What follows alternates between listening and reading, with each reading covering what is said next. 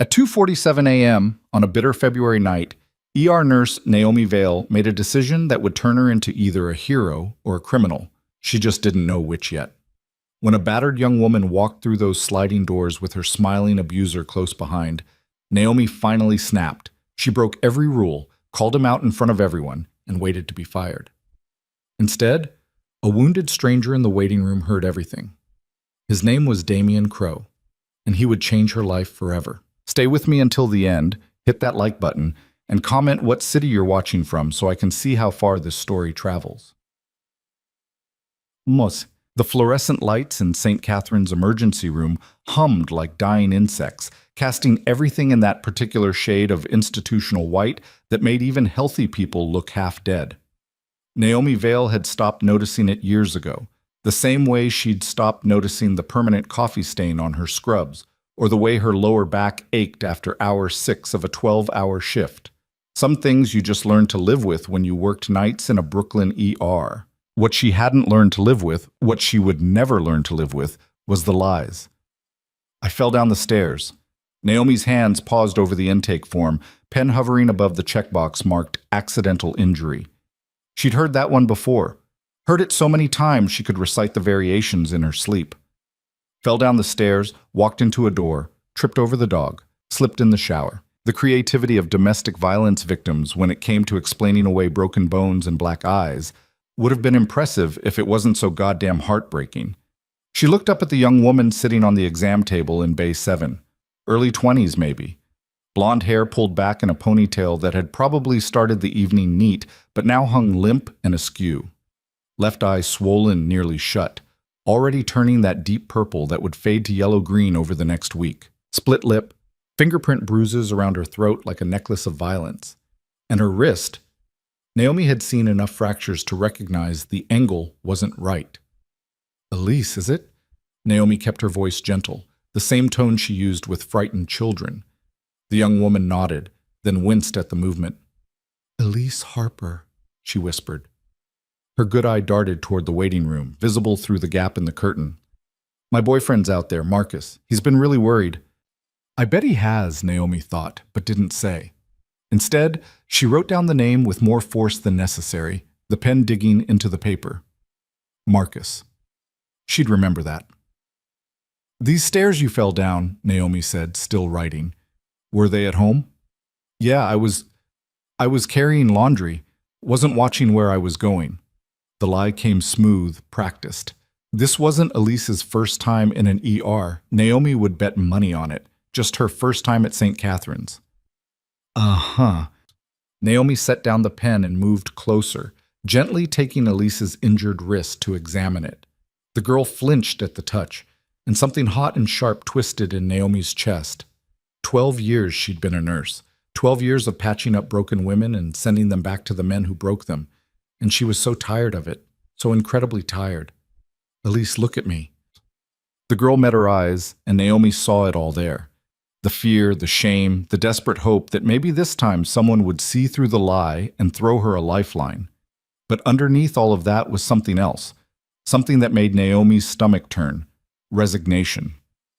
Elise had already accepted that no one would help her. She'd walk out of here tonight with a cast on her wrist and go right back to the man who put her here.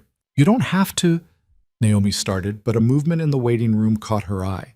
Through the gap in the curtain, she could see him. Marcus. Mid-30s, wearing an expensive-looking jacket and the kind of confident smirk that made Naomi want to break things.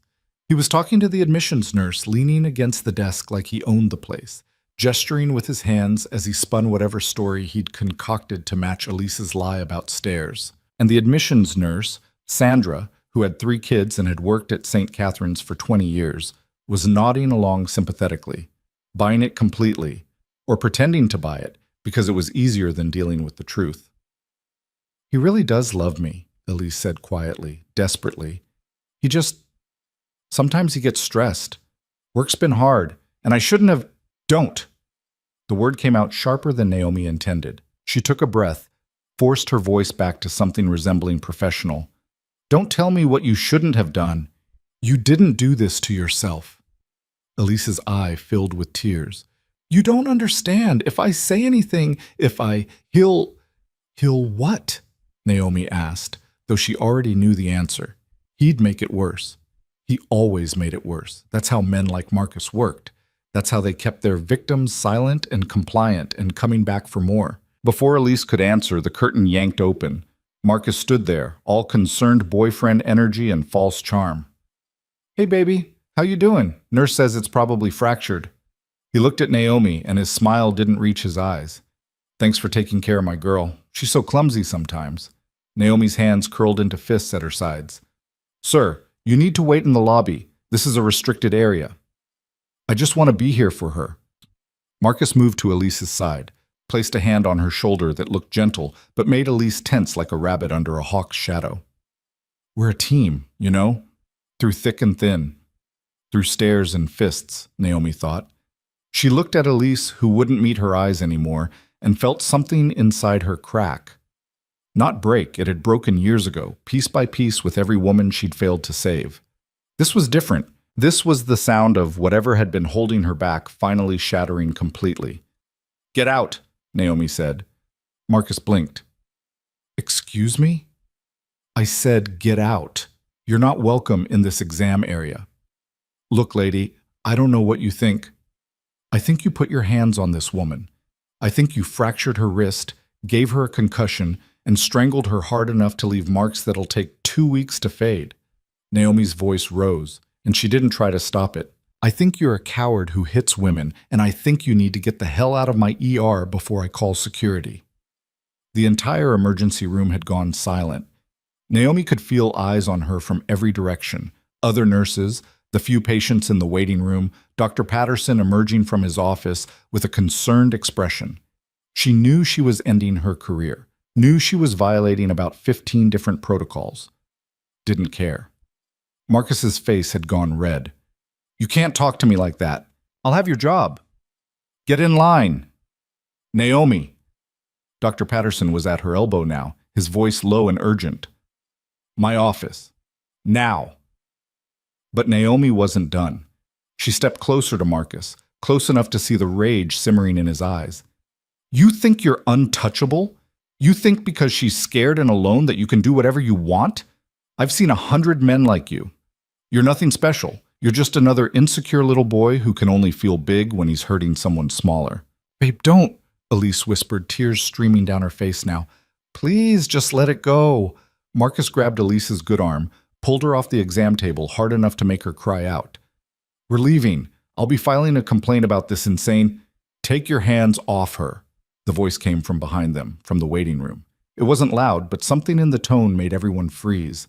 Naomi turned. There was a man sitting in one of the plastic chairs against the wall, partially hidden in shadow. She hadn't noticed him before. Must have checked in while she was with another patient. He stood now, moving with the kind of careful control that suggested movement hurt him, and stepped into the light. Damian Crowe didn't look like much at first glance. Mid-30s, dark hair, decent suit that had seen better days, but there was something in his eyes, something cold and measuring and infinitely dangerous, that made Marcus's hand drop from Elise's arm like he'd been burned. This doesn't concern you, Marcus said, but his voice had lost its confidence. You're wrong about that. Damian took another step forward, and Naomi saw the way he moved, favoring his left side. There was blood on his shirt, visible now that he was closer. Not a lot, but enough. See, I've been sitting here for the last 40 minutes listening to you rehearse your story. About the stairs, about how clumsy your girlfriend is, about how you're such a caring, devoted partner. He smiled, and it was the most unsettling thing Naomi had seen all night. You're not very good at lying. Who the hell are you? Someone who's had a very long night, someone who's not in the mood for this particular brand of garbage. Damian's eyes shifted to Elise. You want to leave with him? Elise looked between them, her face pale. Think carefully, Damian said. Because if you walk out that door with him tonight, he's going to make you pay for this scene. You know it. I know it. Everyone in this room knows it, except maybe the good doctor over there who's pretending this is all some big misunderstanding. Dr. Patterson cleared his throat. Sir, I'm going to have to ask you to shut up. Damian didn't even look at him. His focus was entirely on Elise. Last chance. You want help, or you want to go home and count how many bones he breaks before morning? Marcus lunged at Damien. It was stupid and impulsive and exactly what Damien had been waiting for. He sidestepped, gracefully, despite his injury, and used Marcus's momentum against him, sending the man crashing into the wall hard enough to leave a dent in the drywall. Before Marcus could recover, Damien had him by the back of the neck, face first against the concrete block. "Here's what's going to happen," Damien said conversationally, like he was discussing the weather and not grinding a man's face into a wall. "You're going to walk out of here. You're going to get in your car. And you're going to drive far away from this hospital and never come near Elise Harper again. Understand?" "Fuck you," Marcus spat. "Wrong answer." Damien did something with his hand. Naomi couldn't see exactly what, and Marcus screamed. "Let's try again. Do you understand?" "Yes, yes, goddammit." "Good." Damien released him, and Marcus stumbled away, clutching his arm. "Oh, and Marcus? If I hear you've gone near her, if I even hear you've thought about her, you'll wish this was the worst night of your life. Trust me on that." Marcus ran. Actually ran, shoving past Dr. Patterson and Sandra and anyone else in his way. The automatic doors slid open and he disappeared into the February darkness. And just like that, it was over. The ER stayed silent for a long moment. Then Damien turned to Elise, and his entire demeanor changed. The cold danger vanished, replaced by something almost gentle. "You'll be safe here tonight. They'll fix your wrist, make sure you don't have a concussion. Tomorrow you'll want to talk to someone about getting a restraining order.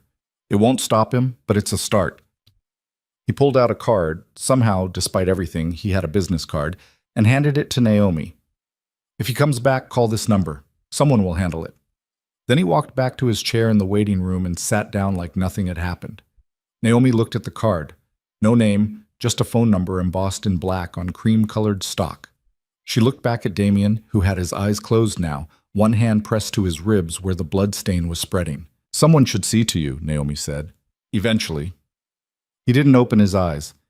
"Help her first." Dr. Patterson found his voice. "Naomi, we need to talk about—" "Later." Naomi turned to Elise, who was crying openly now, her whole body shaking. "Come on, honey. Let's get you taken care of." It took 3 hours to set Elise's wrist, run a CT scan to rule out brain bleeding, document her injuries, and convince her to let them call a social worker. By the time Naomi finally had a chance to breathe, it was almost 6 in the morning. The night shift was ending, the day crew filtering in with their coffee and their small talk about kids and weekend plans. Naomi walked back out to the waiting room. Damien was still there, though he'd finally let one of the other nurses look at him. Knife wound, shallow but nasty, along his ribs. Could have been worse. Judging by the way he'd handled Marcus, it probably should have been worse. "You're still here," she said. "Waiting's my favorite part of hospitals." He stood, moving easier now that they'd cleaned and bandaged him. "How is she?" "Stable, scared. The social worker's with her now." "Good." He started toward the exit, then paused. "You did a brave thing tonight. Stupid, but brave." "Funny. I was about to say the same to you." He almost smiled. "I have a feeling we'll see each other again, Naomi Vale." He knew her name. She shouldn't have been surprised. It was on her badge. But something about the way he said it made her skin prickle. "How did you get stabbed?" "Long story. Wrong place, wrong time. The usual." "That's not usual for most people." "No," Damien agreed. "I suppose it isn't." He walked out into the gray pre-dawn light, and Naomi watched him go. She looked down at the card still in her pocket, ran her thumb over the embossed numbers. She should throw it away, should forget this whole night happened, should go back to keeping her head down and following the rules and not getting involved. She put the card in her wallet instead. 3 days later, Marcus Chen was arrested for assault. Naomi heard about it from Elise, who called the hospital asking to speak with her specifically. The police had found security footage from a bar where Marcus had gotten in a fight the same night Elise was injured. Multiple witnesses, clear evidence. He'd be doing time. "It's weird, though," Elise said on the phone, her voice stronger than it had been in the ER. "The bar's owner said someone came by that morning and asked specifically about Marcus, about whether there were cameras, about whether anyone had seen anything. The owner said the guy paid him $5,000 for the footage." Naomi's hand tightened on the phone. "Did he say what this guy looked like?" "No, just that he was polite, professional, and that he seemed like someone you didn't want to disappoint. After they hung up, Naomi sat in the break room staring at nothing. She pulled out the card, looked at the number. She shouldn't call. Whatever Damien Crowe was involved in, and she was increasingly certain she knew exactly what kind of man he was, she wanted no part of it. Her phone rang. Unknown number. Hello? Naomi Vale. That voice, smooth and certain. Damien. I hope I'm not calling at a bad time. How did you get this number? Does it matter? I wanted to check in. Make sure you didn't face too much fallout from the other night. I got written up. Formal reprimand. One more incident and I'm fired. Naomi kept her voice flat. Did you pay for that security footage? I don't know what you're talking about. Right, because concerned citizens just happened to show up with $5,000 the morning after witnessing domestic violence. Silence on the line. Then, he would have heard her again. You know that. The system doesn't protect women like Elise. It fails them over and over until they end up dead in a ditch somewhere or disappear into a life so small and scared they might as well be dead. So you took it upon yourself to fix it. Someone has to. Naomi should hang up, should block this number and burn that card and forget Damien Crowe existed. Instead, she said, "What are you?" A concerned citizen with resources. That's not an answer. It's the one you're going to get. She could hear him moving, the rustle of fabric. I'm calling because I have a proposition for you. I'm not interested in how many women like Elise do you see in a month? 5, 10, 20? Naomi closed her eyes. Too many. And how many of them do you actually help? How many walk out of that ER and into a better life instead of right back into hell? That's not fair. Life isn't fair, but we can be. Damien's voice dropped lower. I can make men like Marcus disappear. Not kill them. I'm not a monster, whatever you might think, but I can make them go away. Make them face consequences. Make them understand that there are still some lines you don't cross without paying for it. You're talking about vigilante justice. I'm talking about actual justice, the kind that works, the kind that saves lives. Naomi's hands were shaking. Why me? Because you broke protocol for a stranger. Because you risked your career to call out an abuser in front of everyone. Because I think you're as tired as I am of watching evil people win. I'm a nurse. I save lives. You save lives by patching up wounds. I'm asking you to save them by preventing the wounds in the first place. Damien paused. Think about it. When you see the next Elise, the next broken girl with a story about stairs or doors or her own clumsiness, you could just document it and send her home. Or you could give me a name. And what? You'd make him disappear? I'd make sure he never hurt anyone again, one way or another. It was insane. Criminal. Everything Naomi had become a nurse to prevent. She believed in helping people, in healing, in doing no harm. But she also believed in protecting the innocent. And sometimes, more often than anyone wanted to admit, those two beliefs came into direct conflict. I need to think about it, she said. Fair enough. You have my number. He hung up, and Naomi sat in the break room until her shift started, turning the conversation over in her mind. She thought about Elise, who was safe now because someone had stepped outside the law. She thought about all the women who came before Elise, the ones she'd documented and medicated and sent back to their abusers because that was the protocol. That was the system. She thought about the system and how utterly it had failed. 2 weeks passed. Naomi tried to forget about Damien Crowe and his offer. She went to work, she came home, she watched television, and pretended her life was normal. Pretended she didn't see the face of every abuser she'd ever encountered in her dreams. Then came the night that changed everything. Her name was Sophie Monroe, and she was 19 years old. She came in around midnight with a ruptured spleen, internal bleeding, and the kind of injuries that spoke to prolonged, systematic torture. Her boyfriend, a man named Derek Voss, who worked in finance and lived in a high-rise in downtown Brooklyn, had beaten her so badly it was a miracle she was alive. Naomi worked on her for 6 hours. They managed to stabilize her, stop the bleeding, but the damage was done. Sophie would recover physically, maybe. Mentally? That was another question entirely. He'll kill me if I press charges, Sophie whispered while Naomi was checking her vitals at the end of the shift. His family has money. Lawyers, I can't fight that. You can try. I did try. Sophie's laugh was broken, bitter. I filed a report 3 months ago. Nothing happened. His father knows people. It went away. Naomi thought about the card in her wallet, thought about Damien's words. Think about it. When you see the next Elise, what if I told you there was another option? Naomi heard herself say. Not the police, not the courts, but someone who could make sure Derek never hurt you again. Sophie's eyes sharpened. What kind of someone? The kind who doesn't play by the rules. You mean like, what, a hitman? No, not that. Just someone who handles problems the system can't fix. For a long moment, Sophie just stared at her. Then quietly, do it. Naomi pulled out her phone with shaking hands. She'd memorized the number by now, though she'd never admitted that to herself. It rang 3 times before Damien picked up. I was wondering when you'd call, he said. I have a name for you, Naomi said. Derek Voss. He put his girlfriend in the ICU tonight. She's 19 years old and she's terrified to press charges because his family will bury her. Address? She gave it to him, along with everything else she knew about Derek Voss. His work schedule, his habits, the make and model of his car. Things she shouldn't know, details she'd pieced together from Sophie's frightened whispers and her own digging through social media. Consider it handled, Damien said. How's the girl? She'll live, physically. Then we'll make sure she has a reason to want to. 3 days later, Derek Voss was arrested for tax evasion, fraud, and possession of cocaine with intent to distribute.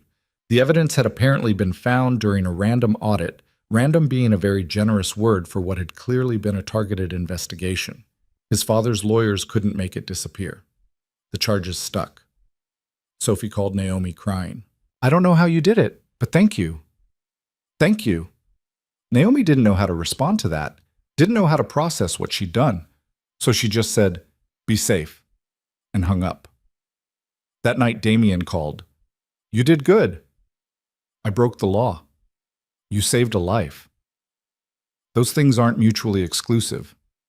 No, Damien agreed. They're not. Welcome to the gray area, Naomi. It's not as comfortable as you'd like, but it's where the real work happens. What now? Now you keep being a nurse, keep doing your job, and when you see someone who needs help the system can't provide, you call me. It should have ended there.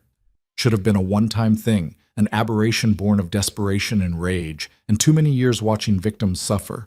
But it didn't end, because 2 weeks later there was another name, and then another. Before Naomi fully understood what was happening, she'd become part of something much larger than herself, something dangerous and illegal and absolutely necessary. She'd become part of Damien Crow's war on the men who hurt women, and there was no going back. The thing about crossing a moral line is that the first step is always the hardest. After that, it gets easier. Not because the acts themselves become less wrong, but because you've already broken the seal. You've already stepped into the darkness. Might as well keep walking. Over the next month, Naomi gave Damien 7 names, 7 men who'd put women in her ER with injuries that made her sick to look at. 7 abusers who thought money or charm or connections made them untouchable. They all fell. Some got arrested. Some left town in the middle of the night and didn't come back. One, a particularly nasty piece of work named Ryan Castellano, who'd hospitalized 3 different girlfriends in the past year, simply vanished. Naomi didn't ask what happened to him. Damien had said he didn't kill people, and she chose to believe that. Had to believe that, because the alternative was admitting she might be complicit in murder. The women, though. The women were safe. That was what mattered. That was what let Naomi sleep at night, even as her dreams filled with the faces of the men she'd marked for destruction. She and Damien developed a system. She'd call with a name and details. He'd handle the rest. They didn't meet in person. Too risky. Their relationship existed entirely in phone calls and encrypted messages, and the unspoken understanding that what they were doing was both terribly wrong and absolutely necessary. Until the night everything changed. It was late March when Naomi got a call from an unknown number that wasn't Damien. A woman's voice, professional and controlled. Is this Naomi Vale? Who's asking? My name is Detective Selena Ward. I need to speak with you about a pattern I've noticed. Men with histories of domestic violence suddenly facing consequences after their victims received treatment at St. Catherine's ER. You have time for coffee? Naomi's blood turned to ice. I don't know what you're talking about. Yes, you do. Tomorrow, noon, the cafe on Atlantic Avenue across from the precinct. Come alone, and come prepared to talk. Because right now, you and your friend are my primary suspects in what might be the most unusual crime spree this city has ever seen. The line went dead. Naomi sat in her apartment, phone clutched in her shaking hand, and realized that the gray area she'd been operating in had just gotten a whole lot darker. The system she'd been subverting had noticed, and now she had to decide. Come clean and face the consequences, or dig deeper and hope she could outrun justice. She called Damien. We have a problem, she said, and told him about Detective Ward. For a long moment, he was silent. Then, don't worry, I'll handle it. How? You let me worry about that. Just go to the meeting, answer her questions honestly, mostly, and trust that I know what I'm doing. Damien, Naomi. His voice was gentle but firm. This was always a possibility. We knew the risks. Now we deal with them, together. That word, together, shouldn't have meant as much as it did, but somehow, over the past month of phone calls and shared secrets and this strange partnership they'd built, Damien Crowe had become the closest thing to a friend Naomi had, which was pathetic, really. Her best friend was a crime lord she'd never properly met, who might or might not be a murderer, and who dragged her into a conspiracy that could put her in prison for the rest of her life. But he'd also saved more lives in 4 weeks than the entire Brooklyn justice system had saved in 4 years. So there was that. Okay, Naomi said. I'll go. I'll talk to her. And then what? Then we see if Detective Ward is the enemy, or if she's something else entirely. What else could she be? Damien laughed, low and dark. An ally. The world's full of people who are tired of watching the system fail, Naomi. Sometimes they wear badges. Sometimes they carry guns. And sometimes, if we're very lucky, they decide that justice matters more than the law. The cafe on Atlantic Avenue smelled like burnt espresso and anxiety. Naomi arrived 10 minutes early, spotted Detective Ward immediately, hard not to when the woman sat with her back to the wall and her eyes on the door like she expected trouble, and seriously considered turning around and walking out. She didn't. Whatever was about to happen, running would only make it worse. Naomi Vale, Ward gestured to the empty chair across from her. Not a question, a statement. She was mid-40s, black, with close-cropped hair, and the kind of tired eyes that came from seeing too much of humanity's worst. Sit. I already ordered you coffee. You take it black, right? How did you, I'm a detective. Detecting is literally my job. Ward pushed a cup across the table. Relax. If I was here to arrest you, we'd be having this conversation in an interview room with your lawyer present. Naomi sat, wrapped her hands around the cup, even though she didn't want the coffee. It gave her something to do with her hands besides fidget. Then why am I here? Because over the past 5 weeks, 17 men with documented histories of domestic violence have either been arrested, disappeared, or left New York in what looks suspiciously like fear for their lives. Ward pulled out a tablet, swiped through screens. Want to guess what they all have in common? Naomi's throat went dry. I wouldn't know. Sure you would. Every single one of them put a woman in street, Catherine's ER, between 12 and 72 hours before their lives fell apart. And you, Nurse Vale, treated 14 of those women personally. Ward set the tablet down, fixed Naomi with a look that could have stripped paint. So let's skip the part where you play dumb, and I pretend to believe you. Someone's targeting these men, someone with access to victims. Someone who knows exactly who to hit and when to hit them. That someone is either you or someone you're feeding information to. The smart play was to lawyer up, refuse to answer questions, protect herself. But Naomi thought about Sophie Monroe, who'd called her last week to say she'd enrolled in community college. Thought about Elise Harper, who'd moved to New Jersey and started over.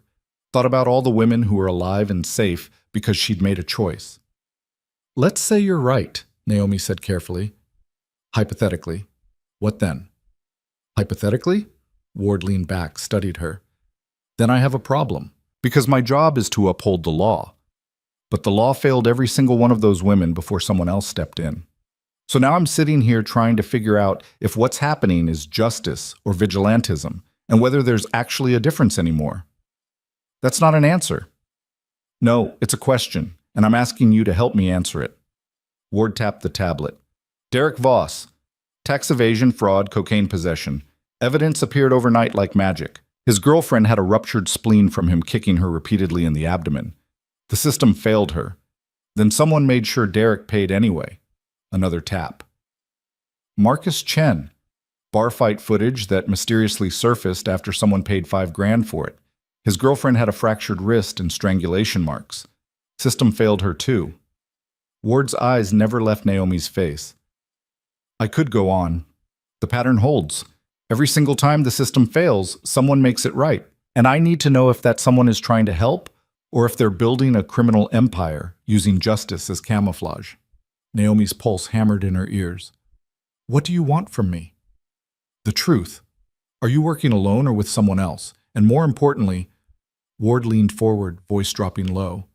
How many of these men actually deserved what happened to them? All of them. The words came out before Naomi could stop them. Every single one put a woman in my ER with injuries that made me want to scream.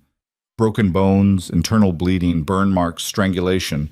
And you know what happened when those women tried to press charges?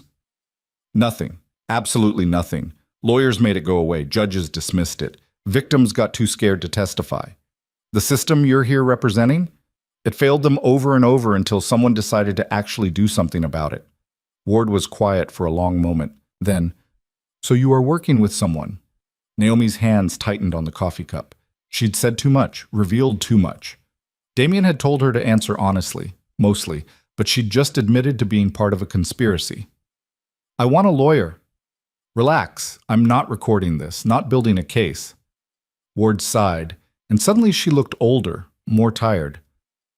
3 years ago, my sister was beaten to death by her husband. Restraining order, police reports, calls to 911, none of it mattered. He walked into her apartment one night and killed her while their daughter hid in the closet. He got 12 years, served 4, got out on good behavior, and immediately started dating someone new. As far as I know, he hasn't touched her. Yet. She met Naomi's eyes. So when I see a pattern of abusers facing real consequences for once in their miserable lives, part of me wants to pin a medal on whoever's making it happen. The other part knows that vigilante justice is a door we can't walk through without destroying everything the law is supposed to stand for. The law already destroyed itself, Naomi said quietly. It just took us a while to notice. Maybe. Ward picked up her own coffee, drank, made a face. Here's where we are. I know you're involved. I know someone with serious resources is making these men disappear or face consequences. I can build a case, get warrants, bring down whoever's running this operation, or I can look the other way, accidentally lose track of the pattern, fail to connect the dots. Ward's jaw tightened. But if I do that, I need to know it's not going to escalate. No bodies, no murders, no crossing lines that can't be uncrossed. Can you promise me that? Naomi thought about Damien, about the cold calculation in his eyes when he dealt with Marcus, about Ryan Castellano, who'd vanished without a trace. I can't make that promise for someone else. Then introduce me. Let me talk to whoever's running this, because right now I'm making a choice that could end my career or save lives, and I need to know which one it is before I commit. That's not my call to make. Then make it someone else's call. Fast. Because my captain noticed the pattern too, and he's not as conflicted about it as I am. You've got 48 hours before this becomes an official investigation. Ward stood, dropped a business card on the table. My personal cell. When your friend decides whether they trust me or not, have them call. She walked out, leaving Naomi alone with cold coffee and a decision that could get her killed. Naomi waited until she was back in her apartment before calling Damien. He answered on the first ring. How'd it go? She knows. Not all of it, but enough. Naomi paced her tiny living room, too wired to sit. She wants to meet you, says she'll look the other way if she can be sure we're not escalating.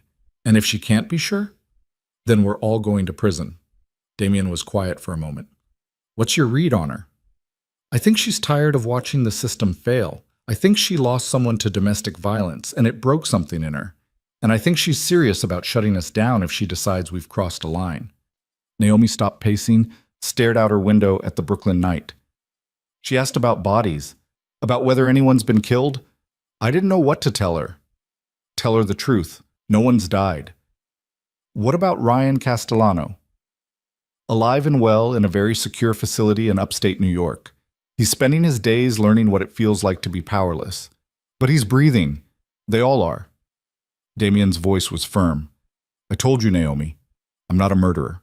I'm just someone who makes sure certain men face consequences they've spent their lives avoiding. She wants to meet you, 48 hours. Then I'll meet her, set it up, somewhere public, plenty of witnesses. And Naomi? He paused. Thank you. For trusting me enough to have this conversation instead of running. Where would I run to? You're the only person who understands what we're doing. No, Damien said softly. Detective Ward understands too. That's why she's giving us a chance instead of burning us down. The question is whether we're smart enough to take it. The meeting happened 2 nights later in Prospect Park, near the lake where joggers and dog walkers created a constant flow of witnesses. Naomi arrived first, found a bench with good sight lines. Ward showed up 5 minutes later, alone, wearing jeans and a jacket that couldn't quite hide her shoulder holster. He coming? Ward asked. He said he would. They waited. 15 minutes passed. 20. Naomi was starting to think Damien had changed his mind when he appeared, seeming to materialize from the shadows like he'd been there all along. Detective Ward. He sat down next to Naomi, and she could see the careful way he moved, still favoring his ribs even though the knife wound should have healed by now. I hear you've been investigating my work. Ward studied him with the kind of intensity that probably made suspects confess to crimes they didn't commit. Your work? Interesting way to describe it. What would you call it? I'm still deciding. She crossed her arms. You've got 2 minutes to convince me this isn't going to end with bodies.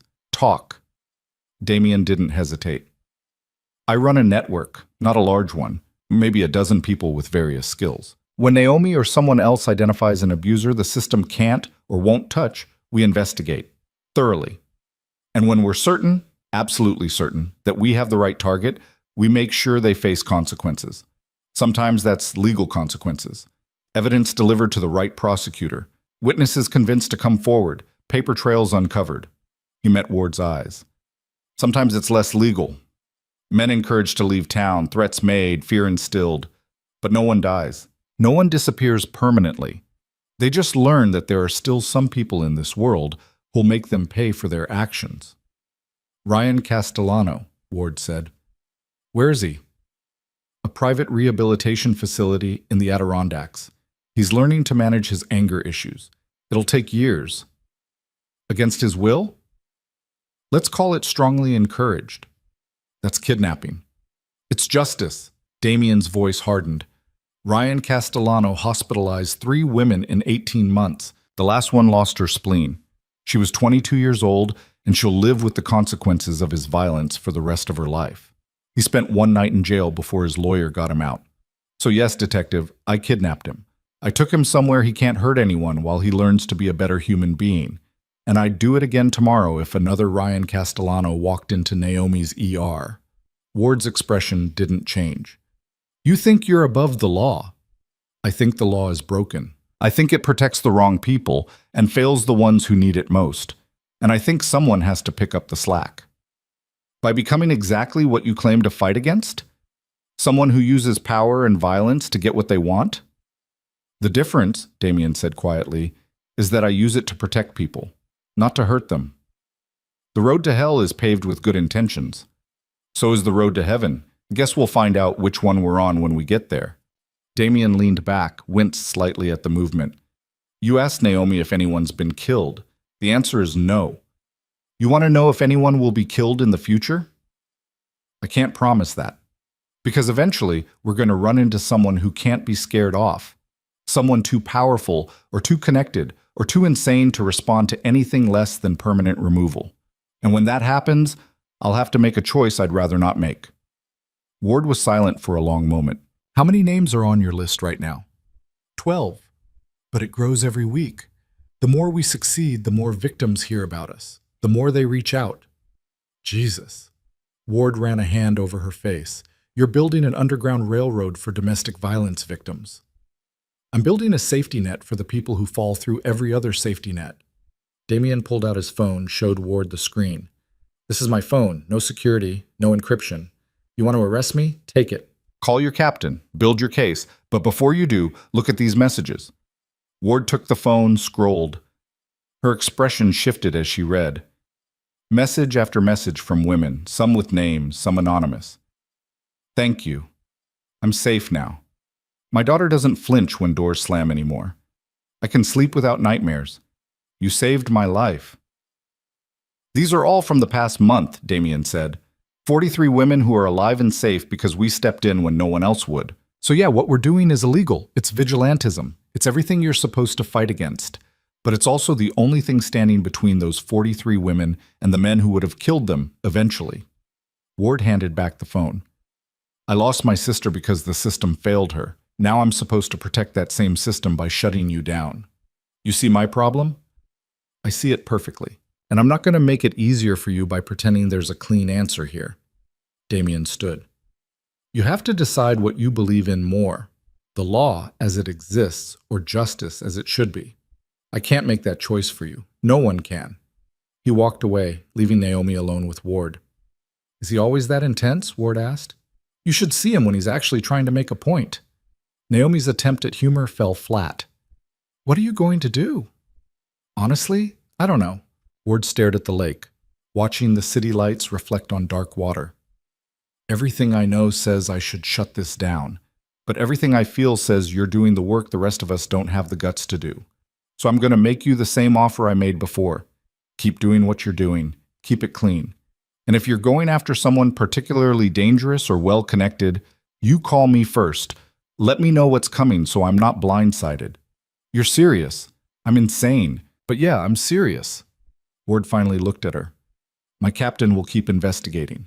I'll slow walk it, lose evidence, be generally incompetent.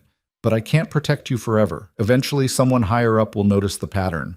So use this time wisely. Help who you can. And for the love of everything, don't let your friend's crusade turn into a body count. Naomi wanted to feel relief. Instead, she just felt the weight of one more person pulled into their orbit. One more life at risk because the system had failed too many times. Thank you, she said. Don't thank me yet. I haven't decided if I'm helping you or enabling something terrible. Ward stood. But I guess we'll all find out together. The next 3 weeks were the busiest of Naomi's life. Word had spread somehow. She didn't know how, didn't ask, and women started showing up at St. Catherine's asking for her specifically. Not all of them were victims of violence. Some were friends of victims, sisters, mothers. They came with names and addresses and stories that made Naomi's stomach turn. She passed every credible case to Damien. He and his network moved fast, efficient, surgical in their precision. A real estate developer who'd put his girlfriend in the hospital 3 times was arrested for bribery and fraud. A police officer, Naomi hated that one, hated having to acknowledge that some cops were monsters too, was caught planting evidence and fired, then disappeared when Damien's people made it clear he wasn't welcome in New York anymore. The names kept coming, the network kept working, and slowly, quietly, Brooklyn started to change. It was Ward who brought them the case that changed everything. She called Naomi on a Tuesday night, voice tight. We need to meet. Your friend too, now. They met at the same bench in Prospect Park. Ward looked like she hadn't slept in days. I have a problem, she said without preamble. Actually, we all have a problem. His name is Victor Hale. Damien frowned. The family court judge? The same. Respected, connected, untouchable. Also a domestic abuser who's been beating his wife Lillian for the better part of 15 years. Ward pulled out a file, handed it to Damien. I've been building this for months. Hospital records under different names. Witness statements from staff who've seen Lillian with bruises. But every time I think I have enough to move forward, the evidence disappears. Witnesses recant. Files get lost. Naomi took the folder, flipped through it. The photos made her sick. Lillian Hale, elegant and composed in public photos, barely recognizable in the hospital records. Black eyes, broken ribs, a fractured cheekbone, all carefully documented by ER staff, all attributed to falls or accidents, or her own clumsiness. Why bring this to us? Damien asked. Because Victor Hale isn't just abusing his wife. He's using his position on the bench to protect other abusers. Custody cases where mothers with restraining orders lose their kids to violent fathers. Divorces where abused women walk away with nothing while their abusers get everything. He's actively weaponizing the legal system to enable violence. Ward's hands clenched into fists. I can't touch him. My department can't touch him. He's too connected, too careful. But you've been making impossible things happen for months now, so I'm asking, can you help her? Damien studied the file in silence. Naomi watched his face, saw the moment he committed to whatever was coming next. Victor Hale is a different kind of target, he said finally. We can't make him disappear, can't threaten him. He has security. Can't dig up dirt because he's smart enough to keep his hands clean outside his own home. Going after him the way we've gone after others will fail and expose us. So we do nothing? Ward's voice rose. Let him keep beating his wife, keep destroying families from the bench? I didn't say that. I said going after him the usual way won't work. Damien closed the file. We need something different. Something that turns his power against him. And I think I know how to do it, but it's going to be dangerous. For all of us. Tell me, Ward said. We need Lillian. She's the only one with access to his private life. His files, his communications, the evidence he's careful to keep hidden. Damien met Ward's eyes. We convince her to become our inside source. She gathers proof of everything, the abuse, the corruption, the ways he's manipulating the legal system. And then we make sure that proof reaches people he can't silence. Naomi shook her head. Oh, she'll never agree. Abused women don't just turn on their abusers, they're terrified, which is why we have to give her a reason to hope. Show her she's not alone, that there's a way out. Damien turned to Ward. Can you get us a meeting with her? Somewhere Victor won't know about? Maybe. She volunteers at a women's shelter on Thursday mornings. I could arrange for her to meet someone there, someone who understands what she's going through. Ward looked at Naomi. Someone like you. The shelter was in Park Slope, housed in an old brownstone that looked like any other building on the tree-lined street. Naomi arrived at 10 a.m., was buzzed inside by a volunteer who looked her over carefully before allowing her past the entrance. Lillian Hale was in the common room, reading to a group of children whose mothers sat nearby with haunted eyes and healing bruises. She was beautiful in that careful, controlled way that came from years of practice. Hair perfectly styled. Makeup artfully applied to hide the fading yellow-green of an old bruise along her jaw. Clothes expensive but modest. Everything about her screamed money and status and the kind of polished exterior that hid terrible secrets. Naomi waited until the reading session ended, until Lillian was alone in the small kitchen making tea. Mrs. Hale, my name is Naomi Vale. Detective Ward asked me to speak with you. Lillian's hand stilled on the teapot. I don't know what you're talking about. Yes, you do. The same way I know that bruise on your jaw is from a backhand, not from walking into a cabinet. The same way I know you've been to 6 different hospitals in the past 5 years to avoid creating a pattern. Naomi kept her voice gentle. I'm an ER nurse. I've seen what your husband does to you. For a long moment, Lillian just stood there, perfectly composed. Then her shoulders sagged, and suddenly she looked older, more fragile. Selena shouldn't have sent you. There's nothing anyone can do. There is if you help us. Help you do what? Arrest him? He's a judge. He has friends in the DA's office, the police department, everywhere that matters. Even if I testified, it would go nowhere. He'd make sure of that. We're not talking about arresting him. Not yet. Naomi moved closer, lowered her voice. We're talking about gathering evidence, real evidence. Financial records, communications, proof of the corruption he's buried, things that even his friends can't make disappear once they're public. Lillian laughed, but there was no humor in it. You want me to spy on my husband, risk my life to gather information that might not even matter. I want to give you a chance to be free, to make sure he never hurts you or anyone else again. Naomi pulled out her phone, showed Lillian the same messages Damien had shown Ward. These women were all in situations like yours, trapped, terrified, certain there was no way out, and now they're safe because someone helped them. Let us help you. Lillian read the messages, her hand trembling slightly. Who are you people? We're the ones who step in when the system fails, and the system has failed you for 15 years. Naomi put her phone away. I won't lie to you. This is dangerous. If Victor finds out what you're doing, he'll hurt you worse than ever before. But if you succeed, if we can get enough evidence to bury him, you walk away free. Divorced, protected, finally safe. And every woman he would have hurt from the bench, every family he would have destroyed, they're safe too. Lillian set down her tea with shaking hands. I need to think about it. You have 48 hours. After that, the risk gets too high. Naomi handed her a card with a phone number. When you're ready to talk, call. Someone will answer. Someone who can help. She left Lillian standing in the kitchen and prayed she'd made the right choice. 2 days later, Lillian called. I'll do it, Lillian said when Naomi answered the phone. Her voice was steady, but Naomi could hear the fear underneath. I'll help you bring him down. Just tell me what you need. They met that night in a diner on the edge of Brooklyn, the kind of place where nobody looked twice at strangers having quiet conversations in corner booths. Damien was already there when Naomi arrived with Lillian, and he stood when they approached, offering his hand like they were meeting for a business lunch instead of planning to destroy one of the most powerful men in the city. Mrs. Hale, thank you for coming. Lillian shook his hand briefly, then slid into the booth. She dressed down, jeans, a plain sweater, hair pulled back, but she still carried herself with the kind of rigid composure that came from years of hiding pain behind perfect posture. Let's skip the pleasantries. What exactly are you asking me to do? Damien didn't waste time. Your husband keeps files. We know he does because men like him always do. Insurance, leverage, proof of the deals he's made, and the people he's protected. Those files are somewhere in your house, probably his home office. We need you to find them and copy everything. That's it? Just walk into his office and steal his secrets? Lillian's laugh was sharp. You make it sound easy. It won't be easy. It'll be the most dangerous thing you've ever done.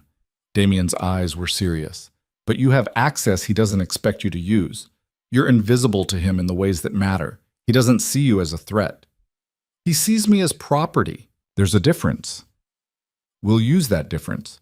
Play the role he expects. The quiet wife who doesn't ask questions. And when he's not looking, you gather everything we need to bury him. Lillian was quiet for a moment, fingers tracing patterns on the table. He has a safe in his office, combination lock, hidden behind a bookshelf. I've seen him open it twice. I might be able to remember the numbers. That's good. That's a start. Well, Damien pulled out a small device, no bigger than a USB drive. This is a data cloner. You plug it into his computer, it copies everything on the hard drive. Takes about 20 minutes. Can you get 20 minutes alone in his office? Thursday nights he plays poker with his friends. Doesn't come home until past midnight. Sometimes later if he's winning. Lillian took the device, turned it over in her hands. What if he has passwords, encryption? Our tech person will handle that once we have the data. Your job is just to get it to us. Damien slid a phone across the table. Burner. Untraceable. You see anything important, you photograph it with this and send it to the number programmed in. Don't use your regular phone. Don't deviate from your normal routine. And if he suspects anything at all, you abort immediately and call Detective Ward. Lillian pocketed both items. How long do we have? As long as it takes. But the faster we move, the less chance he has to realize what's happening. Damien's voice gentlened slightly. I know what I'm asking. I know the risk. If you want to back out, now's the time. I've spent 15 years being afraid of him, hiding bruises, making excuses, pretending my life was normal while he broke me down piece by piece. Lillian met his eyes, and there was steel underneath the fear. I'm done being afraid. I'm done being his victim. So whatever you need, whatever it takes to make sure he pays for everything he's done, I'll do it. Naomi reached across the table, squeezed Lillian's hand. You're not alone in this. We're watching, protecting you. And the moment we have enough, we pull you out. How? Trust us, Damien said. We've done this before. Never with someone this high profile. Never with stakes this high. But we've gotten people out of worse situations. You just have to hold on a little longer. Lillian nodded slowly. Okay. Thursday night then. I'll get you something. She left first, disappearing into the Brooklyn night like a ghost. Naomi watched her go and felt the weight of what they'd just set in motion. She's terrified, Naomi said. She should be. What we're asking her to do could get her killed. Damien finished his coffee, grimaced. But she's also the only chance we have. Victor Hale has been untouchable for too long. Someone has to stop him. And if something goes wrong, if he catches her, then we move fast. Get her out, deal with the fallout, and hope we got enough to hurt him even without the full evidence. Damien stood, dropped cash on the table. But nothing's going to go wrong. We'll make sure of that.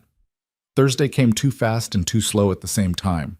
Naomi worked her shift at St. Catherine's in a fog of anxiety, checking her phone every 10 minutes, even though Lillian had strict instructions not to make contact until the job was done. Ward had positioned a surveillance team a block from the Hale residence, not close enough to be obvious, but near enough to respond if things went bad. At 9 p.m., Naomi's phone buzzed. A text from the burner number. He just left. I'm going in. For the next hour, Naomi paced her apartment and tried not to imagine all the ways this could go wrong. Victor could come home early. The safe could be different than Lillian remembered. The computer could have additional security. 1,000 variables, any one of which could end with Lillian dead or arrested or disappeared into the kind of hell that made her current life look merciful by comparison. At 10:15, another text. Got into the safe. Photographing documents now. Computer copying. Naomi's hand shook as she typed back, "How much longer? Maybe 10 minutes. There's a lot here. More than we thought. Be careful. Don't take risks." Too late for that. The minutes crawled by like hours. Naomi had never been religious, but she found herself bargaining with whatever higher power might be listening. Just keep her safe. Just let this work. Just this once. Let the good guys win. At 10:40, the phone rang. Damien. "She's done. Computer's copied, safe is photographed, everything's back where it was. She's in the clear." Naomi's legs gave out and she sat down hard on her couch. Thank God. Don't celebrate yet. We still have to get the data analyzed, figure out what we have. But Lillian did good. Really good. There was satisfaction in Damien's voice. She sent over 300 photos and the computer had over 50,000 files. If even a fraction of this is what we think it is, Victor Hale is done. When will you know? Give us 48 hours. My tech person is the best, but this is a lot of data to sort through. We need to find the smoking guns, build the case, figure out who to send it to that Victor can't silence. Damien paused. How you holding up? I've been better. Every time we do this, every time we put someone at risk, I wonder if we're actually helping or just making things worse. We're helping. Look at how many women are safe now because we stepped in. Look at Lillian. She's scared, yeah. But she's also got hope for the first time in years. That matters. Hope doesn't mean much if she ends up dead. She won't. I won't let that happen. Damien's voice was firm. Get some sleep, Naomi. Tomorrow we start sorting through evidence, and I'm going to need you clear-headed. Naomi didn't sleep. She lay in bed staring at the ceiling and thinking about Lillian Hale alone in that house with a monster, pretending everything was normal while sitting on evidence that could destroy him.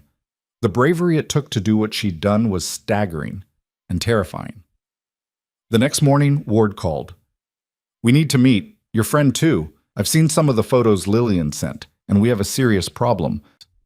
They met at Ward's apartment this time. A small one-bedroom in Crown Heights that was somehow messier than Naomi expected for a cop. Files everywhere, coffee cups on every surface, a cat that glared at them from the kitchen counter like they'd personally offended it. Sorry about the mess, Ward said without sounding particularly sorry. I've been working the Hale case non-stop since we got the data drop. Damien's tech person sent me copies of everything. She gestured to her laptop where a photo was pulled up. This is from Victor's safe. Look at it. Naomi leaned in. The photo showed a ledger, handwritten entries with dates, names, and dollar amounts. It took her a moment to understand what she was seeing, and when she did, her stomach dropped. These are bribes, Ward said. Payments to lawyers, prosecutors, even other judges. Victor's been running a protection racket for abusers across the entire borough. You pay him enough, he makes sure the case goes your way. Custody dispute?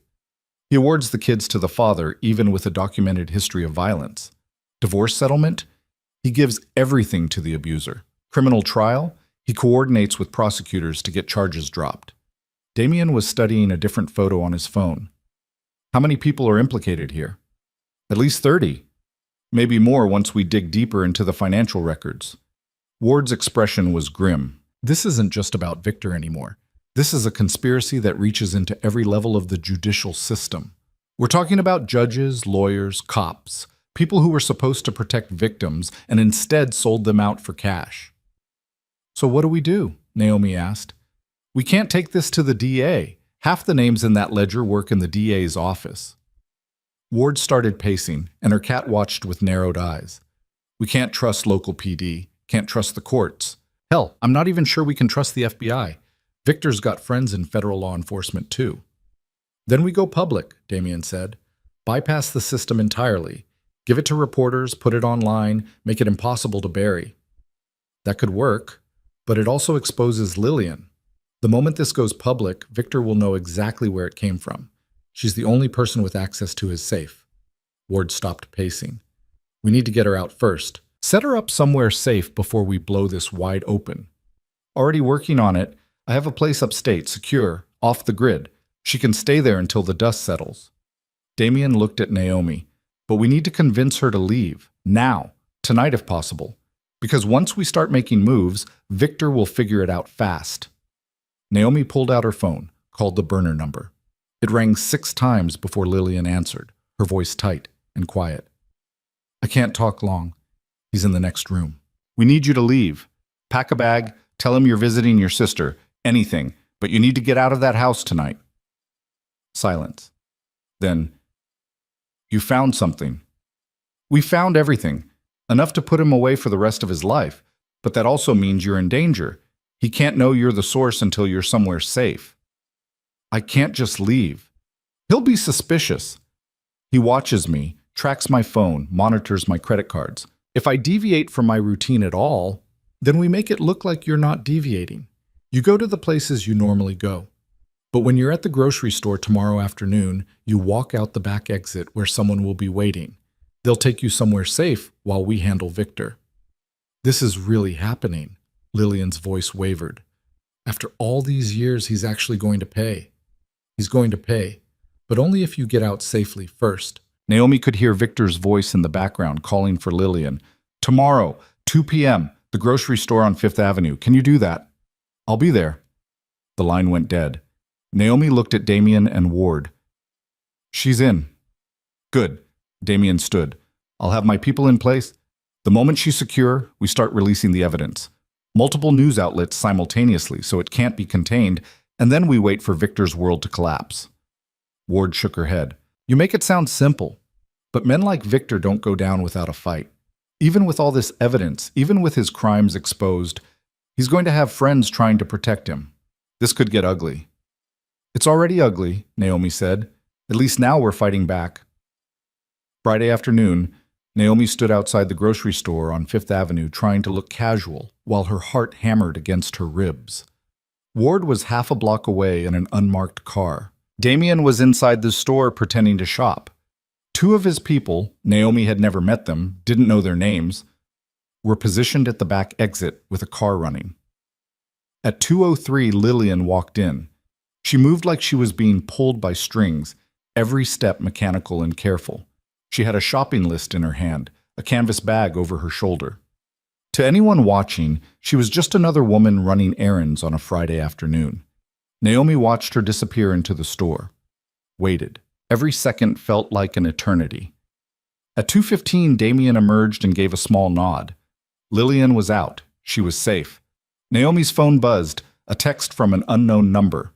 Package delivered. She's asking for you. The safe house was in Westchester, a small cottage on 5 acres of woods that probably looked charming in the summer but felt isolated and slightly ominous in late March. Naomi arrived just after dark, was greeted at the door by a woman in her 40s with close-cropped hair and the kind of watchful eyes that suggested military training. She's in the living room, hasn't said much since we got here. Lillian sat on a worn couch, staring at nothing. She'd changed clothes, someone must have brought her something, and looked smaller somehow, like leaving Victor's house had deflated her. Hey, Naomi said softly. You okay? I don't know. I thought I'd feel relieved, free. But I just feel... Lillian's voice broke. What if this doesn't work? What if he finds a way to make this go away like he makes everything go away? He won't. We have too much evidence, and we're releasing it too widely. Naomi sat beside her. By tomorrow morning, every major news outlet in New York will have copies of those files. The story will be everywhere. And once it's public, there's no covering it up. He'll know it was me. He'll come after me. Let him try. You're protected here, and the moment he makes any move toward you, he'll have every cop in the state looking for him. Naomi took Lillian's hand. You were brave, incredibly brave, and because of you, he's finally going to face consequences. Lillian wiped her eyes. I spent so many years being afraid of him, believing he was untouchable, that no one would ever believe me over him. And now people are actually going to see him for what he is. A monster in expensive suits. More than see him, they're going to make sure he pays. They sat in silence for a while. Outside, night sounds filtered through the windows, wind in the trees, some animal moving through the underbrush. Normal sounds, safe sounds, the kind of peace Lillian probably hadn't felt in 15 years. What happens to me after this? Lillian asked quietly. When it's all over and he's arrested or whatever, where do I go? Anywhere you want. You'll have divorce lawyers, protection, resources. Damien's people will make sure you're set up with a new life if that's what you need. But that's your choice. For the first time in a long time, you get to choose. Lillian nodded slowly. I think I'd like that. Getting to choose. Naomi stayed until Lillian fell asleep on the couch, exhausted from years of fear finally releasing their grip. Then she drove back to Brooklyn, to her apartment, to wait for the storm that was about to break over Victor Hale's carefully constructed life. At 6 a.m. Saturday morning, the story dropped. The New York Times led with it. Family court judge accused of running protection racket for domestic abusers. Within an hour, every news outlet in the city was running versions of the same story. Photos of the ledger, excerpts from emails, testimony from women whose cases Victor had ruled on, who were willing to go on record now that someone had finally exposed him. By noon, federal agents had raided Victor's home and office. By evening, he was under arrest. Naomi watched it unfold on television, on her phone, on every screen she could find. It felt surreal. For so long, she'd been fighting a losing battle against a system that didn't care. And now, finally, the system was working, or at least the system was being forced to work by people who'd operated outside it. Her phone rang. Damien. You watching? Can't stop watching. Naomi's voice was rough. Is this real? Are we really winning? We're really winning. Victor's being held without bail. His lawyer friends are scrambling, but there's too much evidence to fight. And the DA's office just announced they're opening investigations into every case he ruled on for the past 10 years. What about the other names in the ledger? Warrants are being issued. Arrests are being made. It's a cascade effect. Each person who goes down is giving up someone else to save their own skin. Damien sounded tired but satisfied. It's going to take months to sort through all of this. But we did it, Naomi. We actually did it. Lillian did it. She's the brave one. You all were. You, Lillian, Ward, everyone who refused to accept that evil should win just because it's powerful. He paused. You should get some rest. This is going to get intense before it gets better. He was right. Over the next week, the story consumed the city. Reporters camped outside the courthouse. Victims came forward in droves, telling stories about cases Victor had sabotaged. The mayor called for reforms. The state legislature promised investigations. And through it all, Victor Hale sat in a cell and watched his empire crumble. Ward called on the 8th day. We got a problem. Victor's lawyers are arguing that the evidence was obtained illegally. They're filing motions to suppress everything from the safe and the computer. Naomi's stomach dropped. Can they do that? They can try. And if they succeed, most of our case disappears. The ledger, the emails, the financial records, all of it becomes inadmissible. Ward's frustration was evident. Without that evidence, we might not be able to convict him of anything more than assault on Lillian, and his lawyers are already building a defense for that. So everything we did was for nothing? Not nothing. We exposed him. We've already shut down his protection racket just by making it public. But in terms of actually putting him in prison for a long time, that's looking less certain. Naomi hung up and immediately called Damien. Tell me you have a backup plan. Working on it. The problem is that Lillian's testimony about the abuse is still solid. That evidence came from medical records, not the illegal search. But proving the broader conspiracy requires the documents from his safe, and if those get suppressed, he trailed off. I'm not giving up yet. There has to be a way to make the evidence legitimate. How? We can't exactly go back in time and get a warrant. No, but we might be able to find someone else who has access to that information legally, someone Victor shared it with, or someone who kept their own records. Damien's voice sharpened. I need to make some calls. I'll get back to you. 2 days later, Ward showed up at Naomi's apartment with news. We found something. One of the lawyers in Victor's ledger, a guy named Thomas Brennan, got scared when the arrest started. Came to us with his own records of payments to Victor. Dates, amounts, cases. It corroborates everything we found in Victor's safe, but it came from Brennan voluntarily. That makes it legal evidence. Is it enough? Combined with Lillian's testimony and the medical records and the victims willing to testify about their cases? Yeah, it's enough. Ward allowed herself a small smile. Victor's lawyers are still going to fight. This is going to be a long trial, but we have him. He's not walking away from this. Naomi felt something release in her chest. A tension she'd been carrying for so long she'd forgotten it was there. Lillian needs to know. Already told her. She cried for about 20 minutes, then asked if she could testify. Not just about the abuse. About everything. The corruption, the protection racket, the way he destroyed families from the bench. Ward's expression softened. She wants to face him in court. Look him in the eye while she tells the truth. She's stronger than I thought. She's stronger than she thought. That's what happens when you finally realize you're not alone anymore. The trial started in June, and Naomi attended every day she could, sitting in the gallery and watching Victor Hale face consequences for the first time in his life. He looked smaller in the defendant's seat, less imposing without his robes and his power and his carefully controlled courtroom. Lillian testified for 3 days.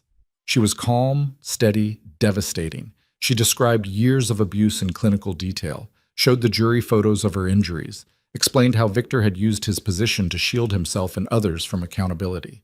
And through it all, she never looked away from him. On the 3rd day, Victor's lawyer tried to shake her during cross-examination. Mrs. Hale, isn't it true that you stayed with my client for 15 years of your own free will? No. You weren't imprisoned. You could have left at any time. That's not how abuse works.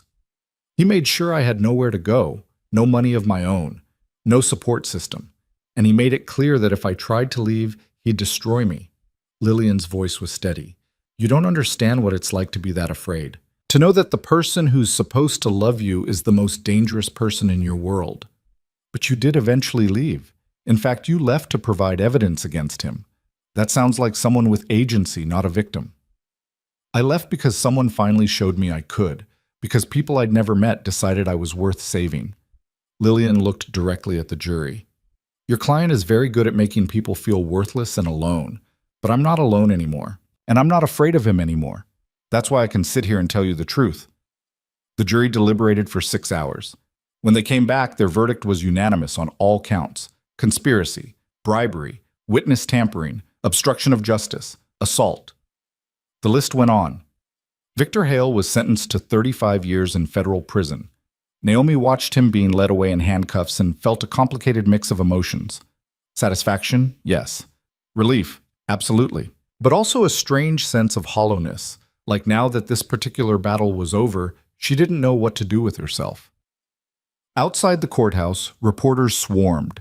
Lillian gave a brief statement about justice and accountability and hope for other victims. Ward stood beside her, professional and composed, giving nothing away about her own role in bringing Victor down. Damien was nowhere to be seen. He never was when cameras were around. Later that night, he called Naomi. How you feeling? Honestly? I don't know.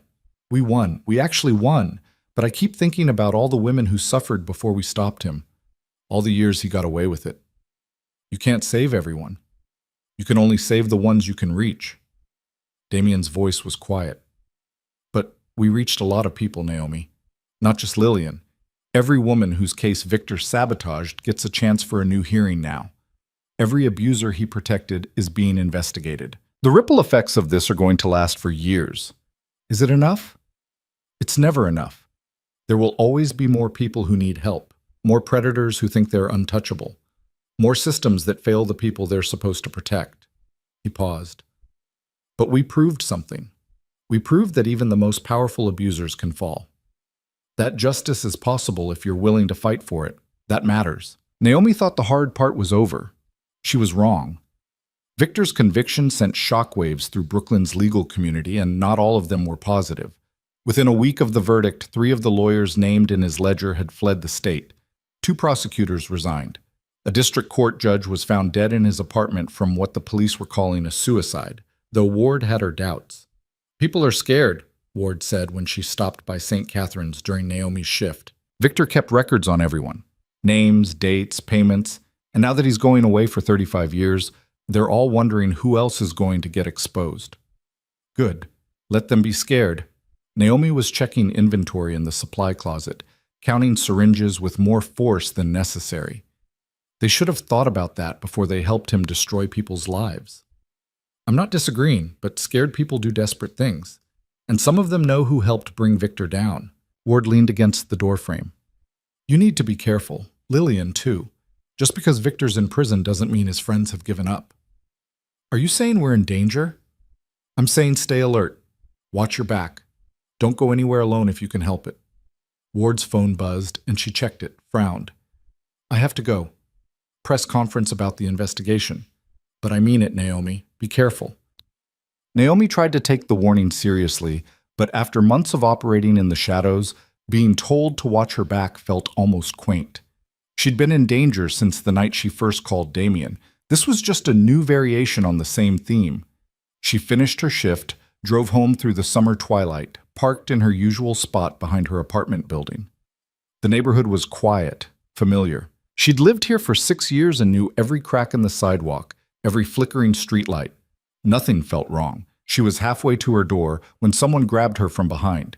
Naomi's training kicked in before her brain caught up. She drove her elbow back hard, felt it connect with ribs. Her attacker grunted but didn't let go. And then there was a second person, and a hand clamped over her mouth before she could scream. Easy, a voice said in her ear. Male, rough. We just want to talk. They dragged her toward a dark sedan idling at the curb. Naomi fought, kicked, tried to bite the hand covering her mouth.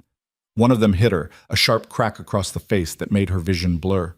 She tasted blood. Then there were shouts, running footsteps. Her attackers dropped her and ran. Naomi hit the pavement hard, scraped her hands trying to catch herself. Someone was beside her, helping her up. A neighbor maybe, or, "You okay?" Damien. Of course it was Damien. He'd probably been following her since she left the hospital. "Talk to me, Naomi." "I'm fine, just give me a second." Her lip was bleeding, her face throbbed where she'd been hit. "Who were they?" "Friends of Victor's would be my guess. Come on, you're not staying here tonight, not until we figure out who sent them." He got her into his car, a nondescript black sedan that probably cost more than she made in a year, and drove. Naomi held a tissue to her bleeding lip and tried to process what had just happened.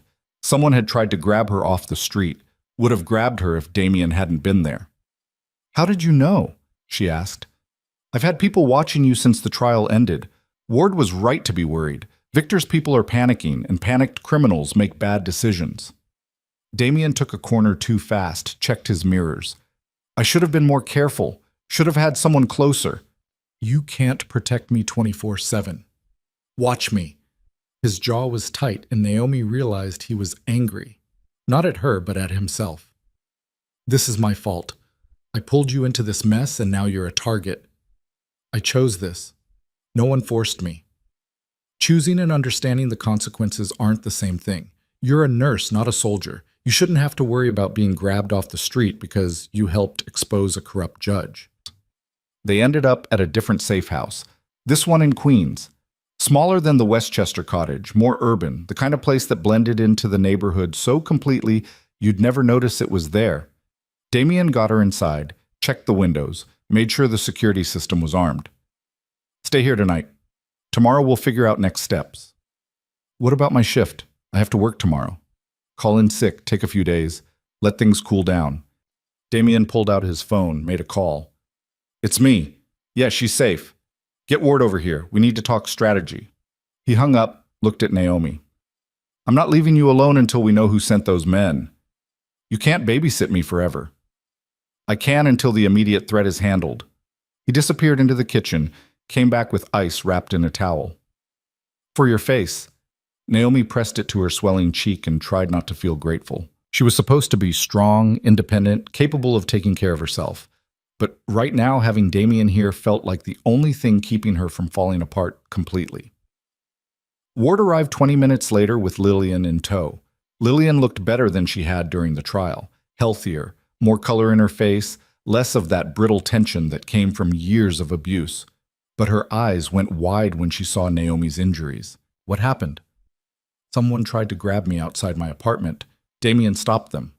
Naomi lowered the ice pack. I'm fine. You're not fine. You're bleeding and bruised, and someone just tried to kidnap you. Lillian sat down hard on the couch. This is because of me. Because I testified. This is because Victor Hale spent 15 years building a criminal empire and we tore it down. The consequences were always going to be messy. Ward pulled out her tablet, started taking notes. Did you get a look at them? 2 men, both white, 30s or 40s.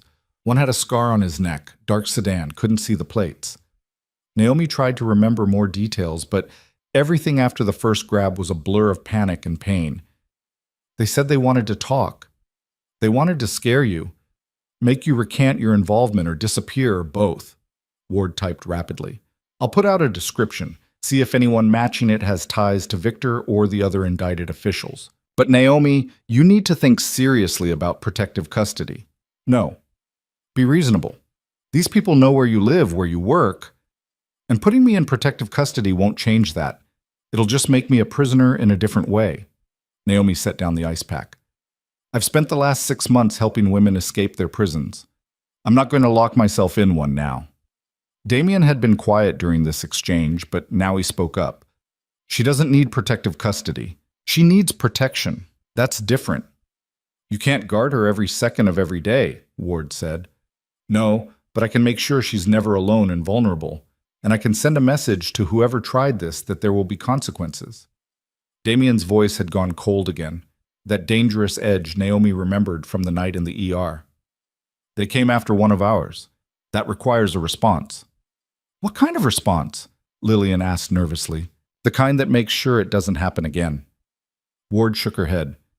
I can't condone vigilante retaliation. Then don't. Look the other way like you've been doing for months. Damien stood, started pacing. Victor's people think they can intimidate us into silence. They think we're weak because we operate outside the system. We need to show them they're wrong. By doing what? Beating up random attackers? That's not going to solve anything. No, but finding out who sent them and making an example will. Damien stopped pacing, looked at Ward. You want this to stop? You want Naomi and Lillian and everyone else who helped bring Victor down to be safe? Then we need to finish what we started. Root out the rest of his network. Show them that attacking us has consequences. Naomi listened to them argue and felt a strange detachment, like she was watching the scene from outside herself. She'd known this would get dangerous, had accepted that risk when she made her first call to Damien, but knowing intellectually that you might be in danger and actually being grabbed off the street were very different things. I need air, she said, standing abruptly. Damien was at her side immediately. I'll come with you.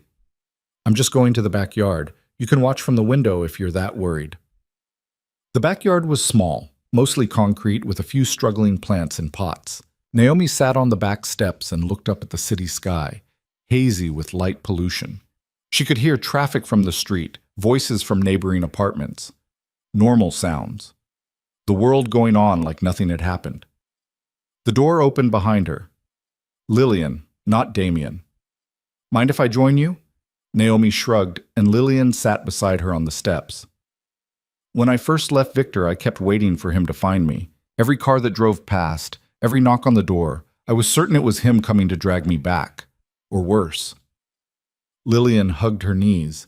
It took me weeks to realize I was actually safe, that he couldn't touch me anymore, that the people protecting me were serious about keeping me alive. How did you handle it? The fear? I didn't. Not really. I just kept moving forward because going back wasn't an option. And eventually the fear became background noise instead of the only thing I could hear. Lillian looked at her. You saved my life, you know. You and Damien and Detective Ward. If you hadn't shown me there was a way out, I'd still be in that house, still pretending everything was fine while he broke me down piece by piece. So whatever you're feeling right now, fear, anger, regret, just remember that you did something impossibly brave. And sometimes brave people get targeted because of it. But that's supposed to make me feel better? No, it's supposed to remind you why you started this in the first place. Because the system was broken and someone had to fix it, and you were willing to be that someone. They sat in silence for a while. Eventually, Damien came out, handed them both bottles of water. Ward's coordinating with her people. They're going to put extra patrols around your apartment. Watch for the sedan. He sat on the step below them. And I've got feelers out in the community. Someone will know who those men were. And when you find out, Naomi asked, then we have a conversation about boundaries and consequences. You mean you threaten them? I mean, I make it clear that attacking people under my protection is a mistake they won't get to make twice. Damien drank his water. I know you don't like the violent parts of what we do. I get that. But sometimes violence is the only language certain people understand. And right now, Victor's friends need to understand that we're not backing down. Naomi wanted to argue, wanted to say there had to be another way. But she thought about those hands grabbing her, that moment of pure terror when she realized she was being dragged toward a car and no one was coming to help. She thought about how it would have ended if Damien hadn't been there. Okay, she said quietly. Do what you have to do. Just try not to kill anyone. That's always the plan. By morning, Damien had a name, Michael Russo, enforcer for hire with connections to 3 of the lawyers in Victor's ledger. He'd been paid $5,000 to grab Naomi and deliver her to an abandoned warehouse in Red Hook, where someone, Damien's sources didn't know who, was waiting. Waiting to do what? Naomi asked. They were in the safe house kitchen, drinking coffee that tasted like it had been made yesterday. Ward had left hours ago to coordinate with her department. Lillian was asleep upstairs. Nothing good, probably interrogation. Find out what other evidence we have, who else is involved. Maybe kill you and make it look like an accident. Damien said it matter-of-factly, like he was discussing the weather. Russo's not the brains, he's just muscle, but he can lead us to whoever hired him. How? We ask nicely. Damien's version of asking nicely involved 3 of his people cornering Russo in a parking garage in Brooklyn Heights. Naomi wasn't there. Damien had insisted she stay at the safe house, but he called her afterward to report. Russo gave up his employer in about 5 minutes. Turns out threats of violence are much more effective when the person making them has a reputation for following through. There was satisfaction in Damien's voice. The man who hired him is named Gerald Moss. He's a defense attorney, was on Victor's payroll for years. Apparently he's worried that when the feds finish going through Victor's records, they're going to find evidence that Moss helped him threaten witnesses. So he decided to threaten new witnesses first. Sound logic. Criminals aren't usually known for their strategic thinking. Anyway, Moss is about to have a very bad day. I've already forwarded everything Russo told us to Ward. She'll handle the arrest. What about Russo? Russo is going to spend some time thinking about his life choices in a very uncomfortable location. When we're sure he's not going to try anything else, we'll let him go with a warning. A warning that sounds a lot like a threat. Semantics. Damien paused. You should be able to go home in a few days, once Moss is in custody and we're sure there aren't any other immediate threats. Think you can handle staying put until then? Naomi looked around the safe house living room. It was clean, functional, utterly impersonal. The kind of place you stayed when you were hiding from something. Do I have a choice? You always have a choice, but some choices are smarter than others. Then I guess I'm staying put. Gerald Moss was arrested that afternoon. Ward called to tell Naomi personally. He tried to run, made it about 3 blocks before my people caught him. Ward sounded tired but grimly satisfied. He's already asking for a deal, wants to give up everyone he knows in exchange for reduced charges. Will you give him one? Depends on what he has to offer, but Yeah, probably. We need to map out the full extent of Victor's network, and Moss can help with that. Ward's voice softened slightly. How you holding up? I've been better. Damien says I can go home in a few days. Good. I'll make sure Patrol keeps an eye on your building. And Naomi? I know this has been hard, scary. But you did the right thing. All of this, the arrests, the investigations, the cleanup, it's happening because you and Damien refused to accept that Victor was untouchable. That matters. After she hung up, Naomi sat with those words. It matters. She wanted to believe that. Wanted to believe that the fear and danger and constant looking over her shoulder were worth it. But right now, sitting in a safe house because someone had tried to kidnap her, it was hard to feel like anything mattered beyond survival. Lillian found her an hour later, still sitting in the same spot. You look how I felt 3 months ago, like the weight of everything just hit you all at once. Is that normal? I think it's inevitable. You can only operate on adrenaline and righteous anger for so long before the reality sets in. And the reality is that we went to war with some very dangerous people, and wars have casualties. You think we made a mistake? No. Lillian sat across from her. I think we did something necessary and difficult, and the consequences are hard to live with. But the alternative, doing nothing, letting Victor and people like him keep destroying lives, that was worse. We chose the lesser evil. That doesn't make it easy, but it makes it right. You sound like Damien. He's not wrong about everything, just about most things. Lillian smiled slightly. He called me earlier, said he's planning something and wanted to know if I'd be interested in helping. Planning what? Wouldn't say. But he mentioned something about making sure this doesn't happen again, that other women have somewhere to turn when the system fails them. Lillian leaned forward. I think he wants to build something more permanent than what we've been doing. Something organized, legal, or at least legal-ish. Naomi considered that. For months, they'd been operating in the shadows, reactive rather than proactive, responding to crises as they happened. But what if they could create something that prevented the crises in the first place? Something that gave women options before their situations became desperate.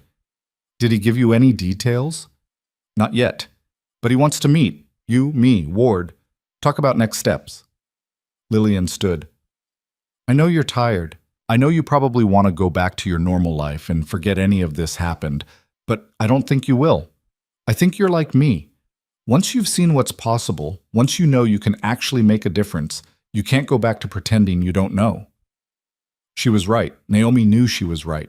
Even now, exhausted and scared and sitting in a safe house with a bruised face, she couldn't imagine going back to just being a nurse, just documenting injuries and sending women back to their abusers. She'd crossed a line months ago, and there was no uncrossing it. Okay, Naomi said.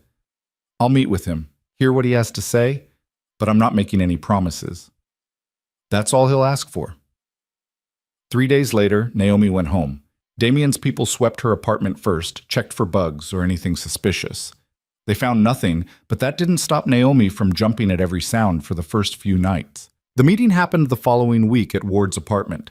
The cat was still hostile, the coffee still terrible. Ward had cleared space on her table, covered it with papers and files, and what looked like the beginnings of a business plan. Okay, she said when everyone was settled. Here's the situation. We took down Victor. We're systematically dismantling his network. The city's talking about judicial reforms. Everything we worked for is actually happening. But in the process, we exposed a hole in the system that's bigger than any of us realized. There are thousands of women in this city who need help that the official channels can't or won't provide. And right now, we're the only ones filling that gap. So what are you proposing? Naomi asked. I'm proposing we make it official. Create an organization, a foundation maybe, that provides resources to domestic violence victims. Legal help, relocation assistance, safe housing, everything we've been doing in the shadows, but legitimate, above board. So people don't have to know a crime lord to get help. Damien smiled at that. I prefer the term independent contractor. You're a crime lord. Own it. Ward pulled out a folder. I've been talking to lawyers. We can set this up as a nonprofit. Get funding from grants, donations, maybe even government sources once we prove we can do the work. But we'll need people to run it. People who understand the problem and aren't afraid to bend rules when necessary. You want us to run a domestic violence nonprofit. Naomi tried to wrap her head around it. Us, the people who've been operating illegally for months. Who better? You know what victims need because you've been helping them directly. You know how the system fails because you've been working around it. And you have connections, she looked pointedly at Damien, that can help in situations where legal options don't exist. Lillian was studying the papers on the table. This could actually work if we do it right. Keep the legitimate side legitimate, but maintain the ability to help people who fall through the cracks. That's the idea. Two parallel operations, one that's completely by the book, that gets us credibility and funding and official support, and one that remains quiet, that handles the cases we can't touch legally. Ward looked at each of them in turn. But I need to know you're all in, because this only works if we're unified, if we trust each other completely. Naomi thought about the past 6 months, the fear, the danger, the constant moral gymnastics of trying to do good through illegal means. She thought about Elise Harper, safe in New Jersey, about Sophie Monroe in community college, about Lillian Hale, free for the first time in 15 years, about the 43 women Damien had mentioned, all alive because someone had stepped in when the system failed. I'm in, she said, but I have conditions. No more kidnappings, no more threatening people unless it's absolutely necessary, and we make a genuine effort to work within the law whenever possible. Agreed, Damien said immediately. The goal was never to be criminals. It was to help people. If we can do that legally, we should. I want oversight, Lillian added. Someone outside our group who can review cases, make sure we're not crossing lines we shouldn't cross. Keep us honest. Ward nodded. I can arrange that. Someone from the DA's office who understands what we're trying to do. Maybe someone from victim services. Then I'm in too, Lillian said. They all looked at Damien. He'd been the one driving this from the beginning, the one who'd pulled them all into his orbit. Without him, none of this would exist. But he'd also been the most willing to operate in the gray areas, the one most comfortable with violence and threats. I built my life around protecting people the system ignored, he said quietly. If we can build something that does that work better, cleaner, without requiring everyone involved to become criminals, yeah, I'm in. Completely. Ward allowed herself a real smile. Then we're doing this. We're building something that actually helps people, something that lasts. Over the next month, they worked to make it real. Ward handled the legal paperwork, establishing the foundation as a legitimate nonprofit. Lillian used her connections, people who'd been horrified by Victor's crimes and wanted to help, to secure initial funding. Damien provided the seed money and found them office space in a building he owned in Brooklyn. And Naomi kept working at St. Catherine's because they needed someone on the ground who could identify women in crisis. They named it the Haven Black Foundation. Haven for the shelter it would provide, black for the darkness they were trying to fight. It was a little dramatic, maybe a little obvious, but it felt right. The official opening happened in August, 3 months after Victor's conviction. They'd renovated 2 floors of the Brooklyn building into offices, consultation rooms, and temporary housing for women who needed immediate refuge. There was a legal clinic staffed by pro bono lawyers, a counseling center, a job placement program. All the services that should have existed all along but somehow never did. The media covered it extensively. The foundation that rose from the ashes of Brooklyn's biggest judicial corruption scandal. Ward gave interviews about the need for better victim services. Lillian spoke about her own experience and the importance of giving women options. Damien stayed out of the spotlight entirely, but his money and connections made everything possible. And Naomi stood in the newly renovated space, watching women arrive to get help, and felt something she hadn't felt in a long time. Hope. You did good, Damien said, appearing beside her with his usual silent approach. This is really going to help people. We all did good. This doesn't happen without everyone contributing. Maybe. But it started with you. That night in the ER when you called out Marcus. When you decided enough was enough. Everything else followed from that. He looked around the space. You changed things, Naomi. Changed me too, if I'm being honest. How? I've spent years punishing bad people, making them pay for their crimes. But this, helping victims, giving them resources, building something that lasts, this is better. This actually prevents the harm instead of just responding to it afterward. Damien smiled. Turns out I'm better at building than destroying. Who knew? Before Naomi could respond, the door opened and a young woman walked in. Early 20s, bruises on her arms, poorly hidden by long sleeves. She looked around nervously, like she might bolt at any second. Naomi recognized that look, had seen it 100 times in her ER. She walked over, kept her voice gentle. Hi, welcome to Haven Black. How can we help you today? The woman's eyes filled with tears. I heard you help people. People who can't go to the police, who have nowhere else to turn. Is that true? It's true. You're safe here. Whatever you need, we'll figure it out together. Naomi guided her toward one of the consultation rooms. What's your name? Sarah. Sarah Chen. And just like that, the work continued. Sarah Chen's case turned out to be more complicated than most. Her boyfriend wasn't just abusive. He was a software engineer at a major tech company with enough money to hire lawyers who made Gerald Moss look like an amateur. He'd already filed a restraining order against her, claiming she was unstable and violent. Had documentation from a therapist he'd paid off. Had witnesses who'd swear she was the aggressor. It's a classic Darvo, Ward explained during their team meeting 3 days after Sarah walked through the door. Deny, attack, reverse, victim, and offender.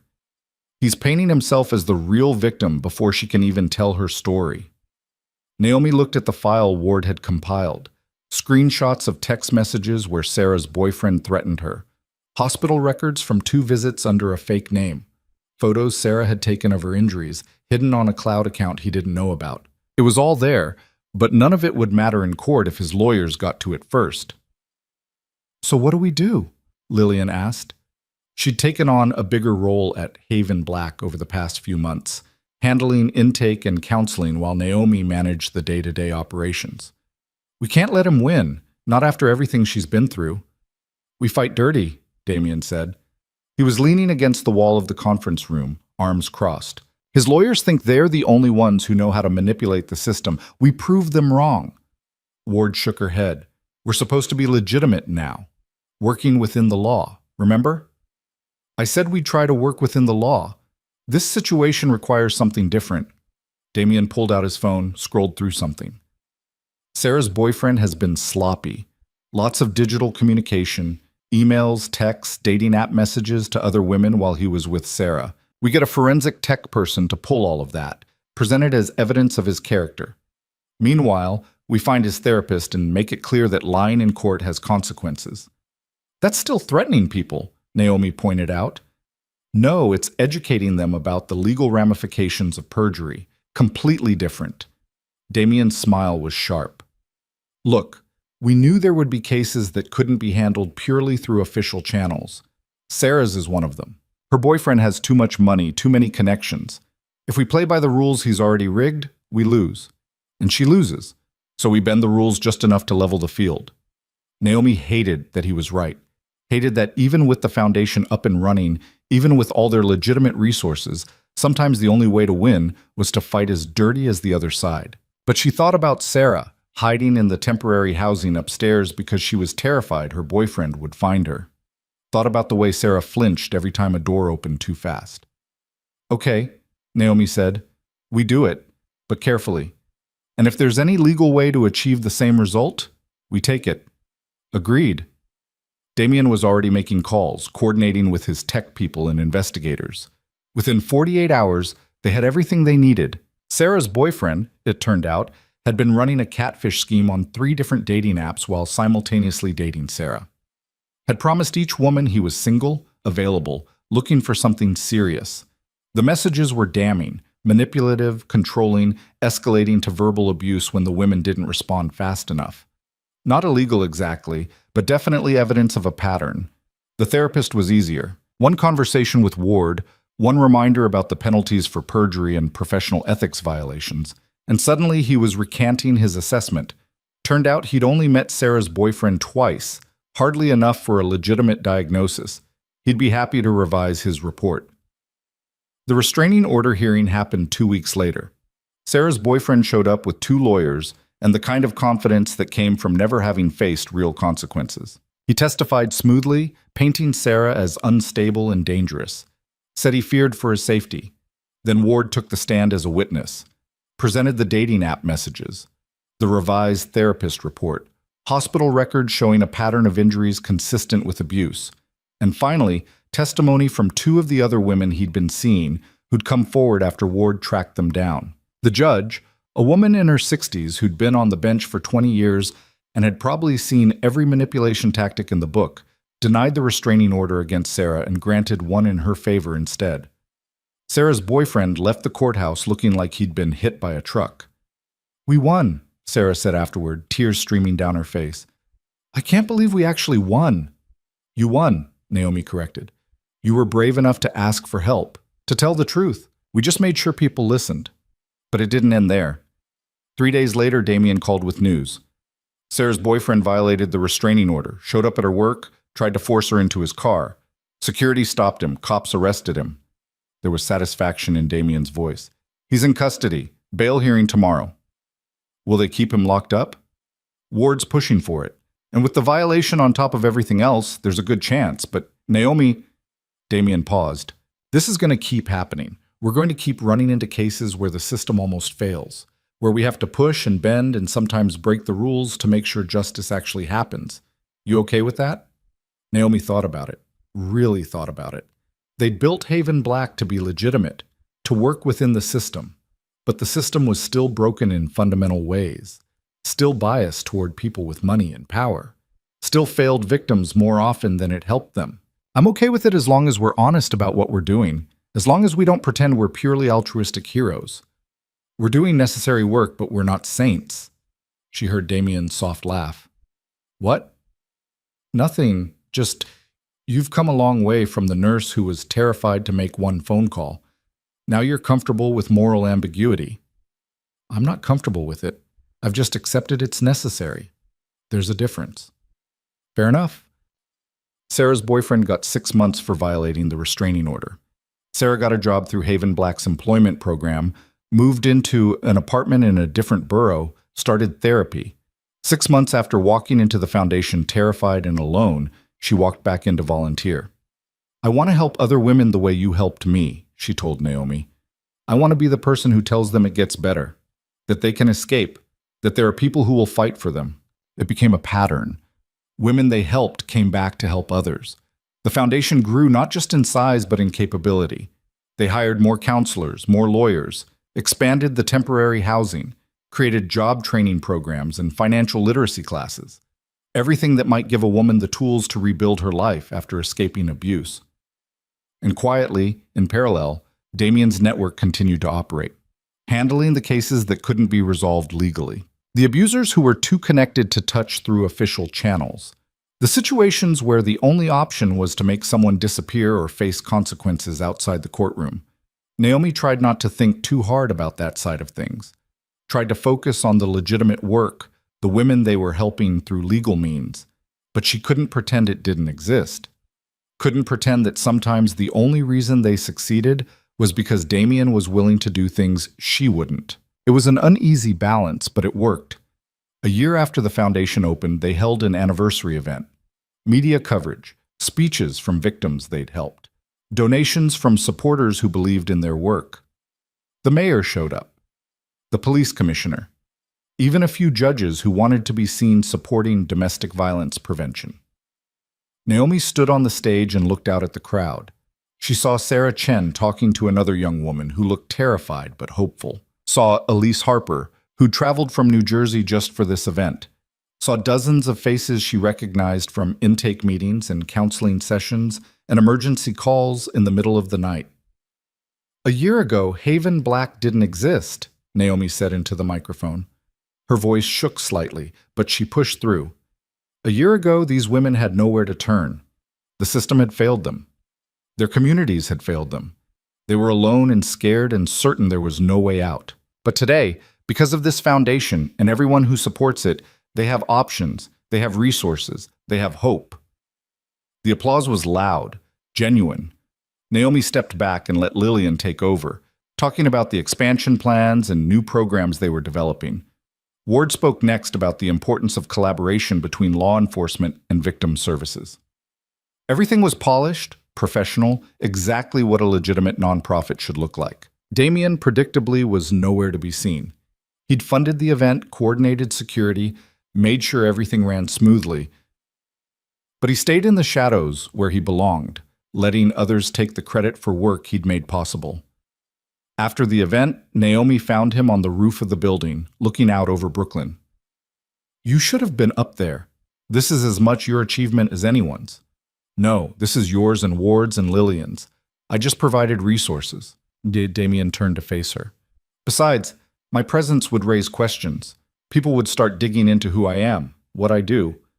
Better for everyone if I stay invisible." "You're not invisible. Everyone who works here knows who you are, what you've done. That's different.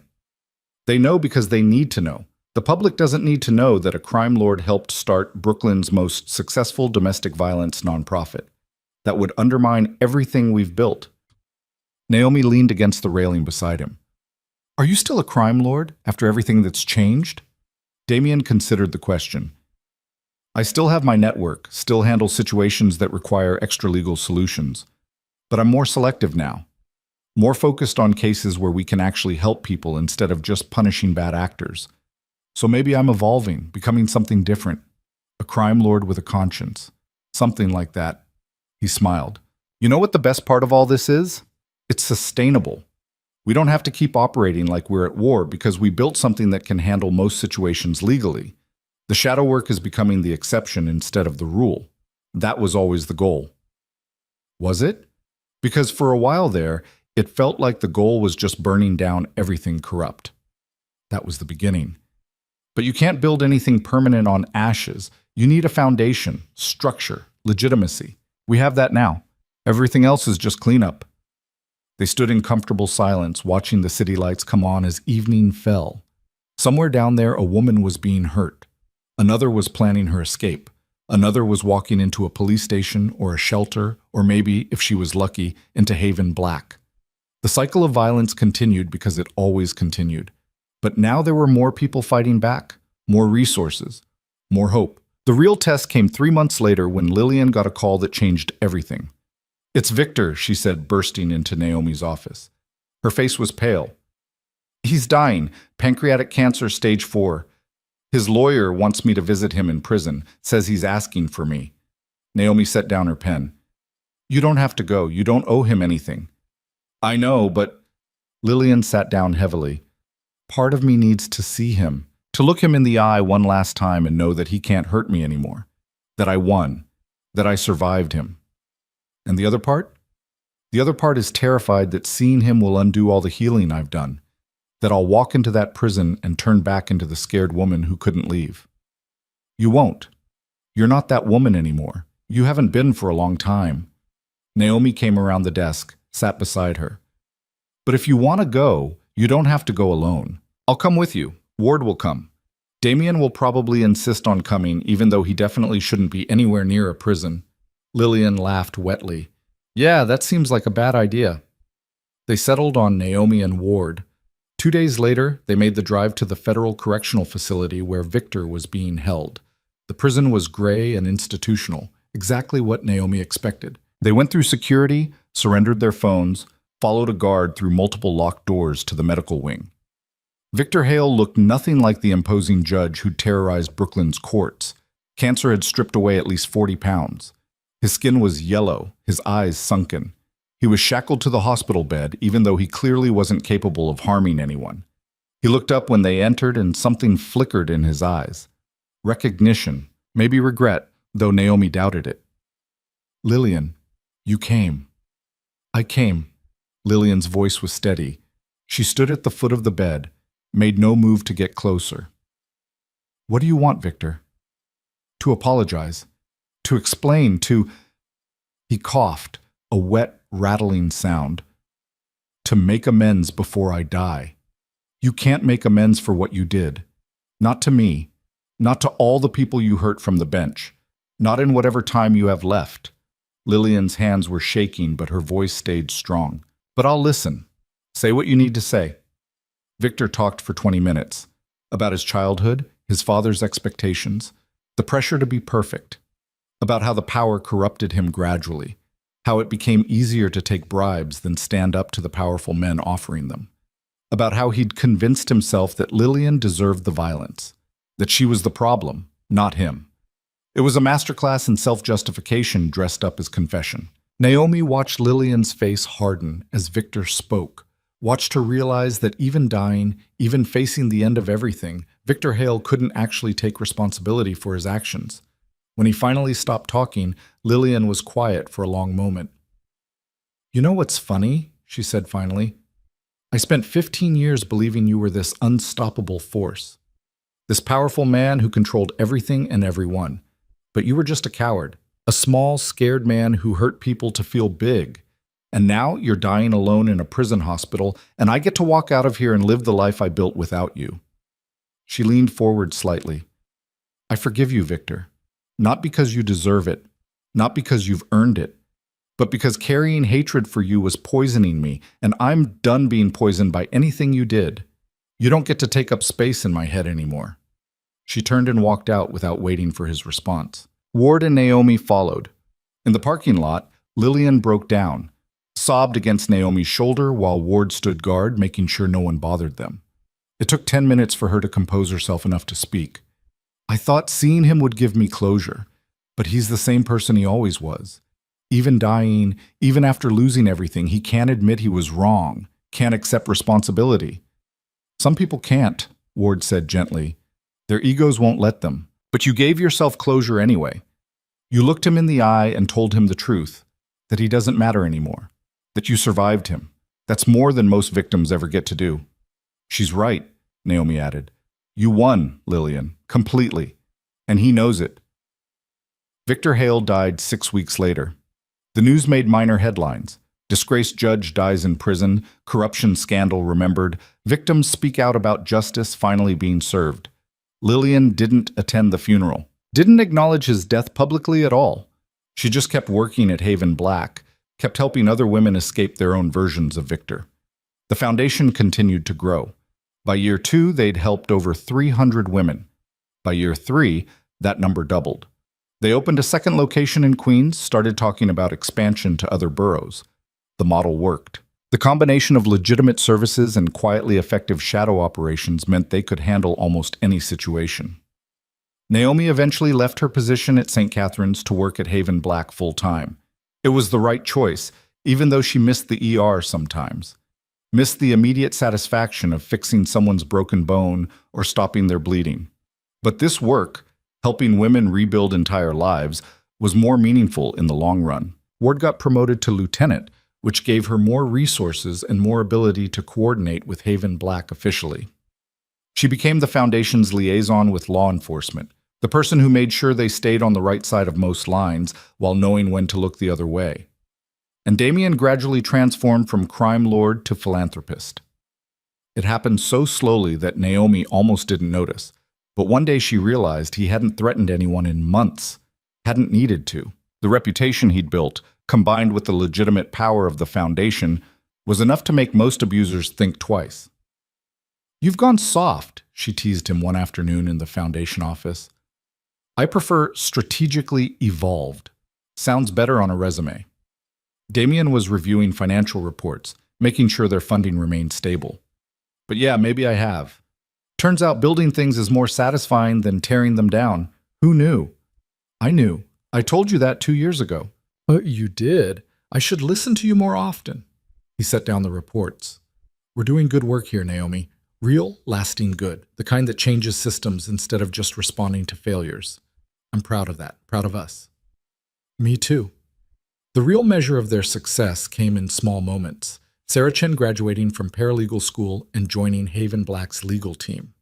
Elise Harper sending photos of her new apartment in New Jersey, thriving in a life free from violence. Anonymous donations from women they'd helped, passing forward the support they'd received. And then there were the women who never made headlines. The ones whose stories would never be told publicly, but who walked into Haven Black terrified and walked out with hope. Those were the victories that mattered most. 5 years after that first night in the ER, Naomi sat in her office at Haven Black and answered the phone. "This is Naomi Vale. Hi, I heard you help people who don't know where else to turn." The voice was young, scared, familiar in its fear. My name is Rachel. My boyfriend, he hurt me, and I'm afraid he's going to do it again. Can you help? Naomi pulled up a blank intake form. Reached for her pen. Yes, we can absolutely help. Tell me what's going on. As Rachel talked, Naomi typed notes and thought about everything that had led to this moment. A drunk boyfriend in an ER, a decision to speak up instead of staying silent, a phone call to a dangerous stranger, months of operating in the shadows before building something legitimate and lasting. It hadn't been clean, hadn't been easy. They'd broken laws, bent rules, done things that would have gotten them arrested if anyone in power had decided to look too closely. But they'd also saved lives, hundreds of them, and they'd built something that would keep saving lives long after they were gone. Okay, Rachel, Naomi said when the woman finished talking. Here's what we're going to do. First, we get you somewhere safe. I have a room available in our temporary housing. Can you get to our office in Brooklyn? I think so. He's at work right now. I could leave. Good. Pack a bag. Just essentials. Don't bring anything traceable. And Rachel, you're going to be okay. I promise. We've helped hundreds of women in your situation, and we're going to help you too. After she hung up, Naomi called Damien. We have a new intake. Domestic violence, immediate threat. I'm putting her in temporary housing tonight. What do you need? Just security. Make sure her boyfriend doesn't track her here, and maybe, Naomi hesitated, maybe check into him, see if there's anything we can use if she decides to press charges. Already on it. I'll have a full profile by tonight. This was the work now. The rhythm they'd established. Legitimate help first, shadow operations as needed, clean solutions when possible, dirty ones when necessary. It wasn't perfect, wasn't pure, but it was effective, and in the end, that was what mattered. That evening, Rachel arrived at Haven Black with a backpack and terror in her eyes. Naomi met her at the door, walked her through intake, got her settled in temporary housing, explained the resources available, counseling, legal help, job placement, relocation assistance if needed, everything that might help Rachel build a new life. Why are you doing this? Rachel asked at one point. Why do you care about some random woman you've never met? Naomi thought about Elise Harper, about Sophie Monroe and Sarah Chen and Lillian Hale and all the others, about the nurse she'd been 5 years ago, documenting injuries and sending women back into hell because that was the protocol. Because someone has to, she said simply. Because the system fails people like you every day, and we decided that wasn't acceptable. So we built something better. Will I really be okay? Can I really escape him? Yes. It won't be easy. There will be hard days and setbacks and moments when you want to give up, but you'll have support, resources, people who understand what you're going through because they've been there too. Naomi squeezed Rachel's hand. You're not alone anymore. That's the most important thing to remember. Whatever happens next, you don't have to face it alone. Rachel started crying then, the kind of tears that came from years of fear finally releasing. Naomi sat with her until she calmed down, until exhaustion took over and Rachel fell asleep on the couch in her new temporary home. Walking out of the building later, Naomi found Damien waiting by his car. How's she doing? Scared, hopeful. Same as they all are at the beginning. Naomi leaned against the car beside him. Her boyfriend has priors. 2 arrests for assault, both charges dropped when the victims refused to testify. Classic pattern. Want me to handle it? Not yet. Let's see if Rachel wants to press charges. Give the system a chance to work first. Naomi smiled slightly. We're legitimate now, remember? We try the legal route before resorting to threats. Look at you, all grown up and procedural. Damien's tone was teasing. What happened to the nurse who broke protocol to call out an abuser in front of everyone? She learned that sometimes you need both approaches, the public fight and the private one, the legal pressure and the illegal backup. You taught me that. I taught you a lot of things, most of them probably illegal. Yeah, well, I'm a surprisingly good student. They stood in comfortable silence, watching the Brooklyn street life flow past. Somewhere in the city, another woman was being hurt. Another was planning her escape. Another was gathering courage to ask for help. The cycle continued because violence was older than civilization and harder to kill than cockroaches. But now there were people fighting back with resources and strategy, and a refusal to accept that evil should win just because it was powerful. There were women like Lillian who transformed from victims to advocates. Women like Sarah who'd found strength they didn't know they had. Women like Rachel who were taking their first steps toward freedom. And there was Haven Black standing as proof that the system could be changed if you were willing to work within it and around it and occasionally against it. That justice was possible even when the law failed. That hope existed even in the darkest situations. Naomi's phone buzzed. Another call. Another woman needing help. She answered it without hesitation, already pulling up a new intake form in her mind. "This is Naomi Vale. How can I help you?" The work continued. It would always continue. But now when women called asking if there was hope, Naomi could say yes with absolute certainty. Because she'd helped build that hope with her own hands, brick by brick, woman by woman, until it became something real and lasting and impossible to destroy. That was enough. More than enough. It was everything. It was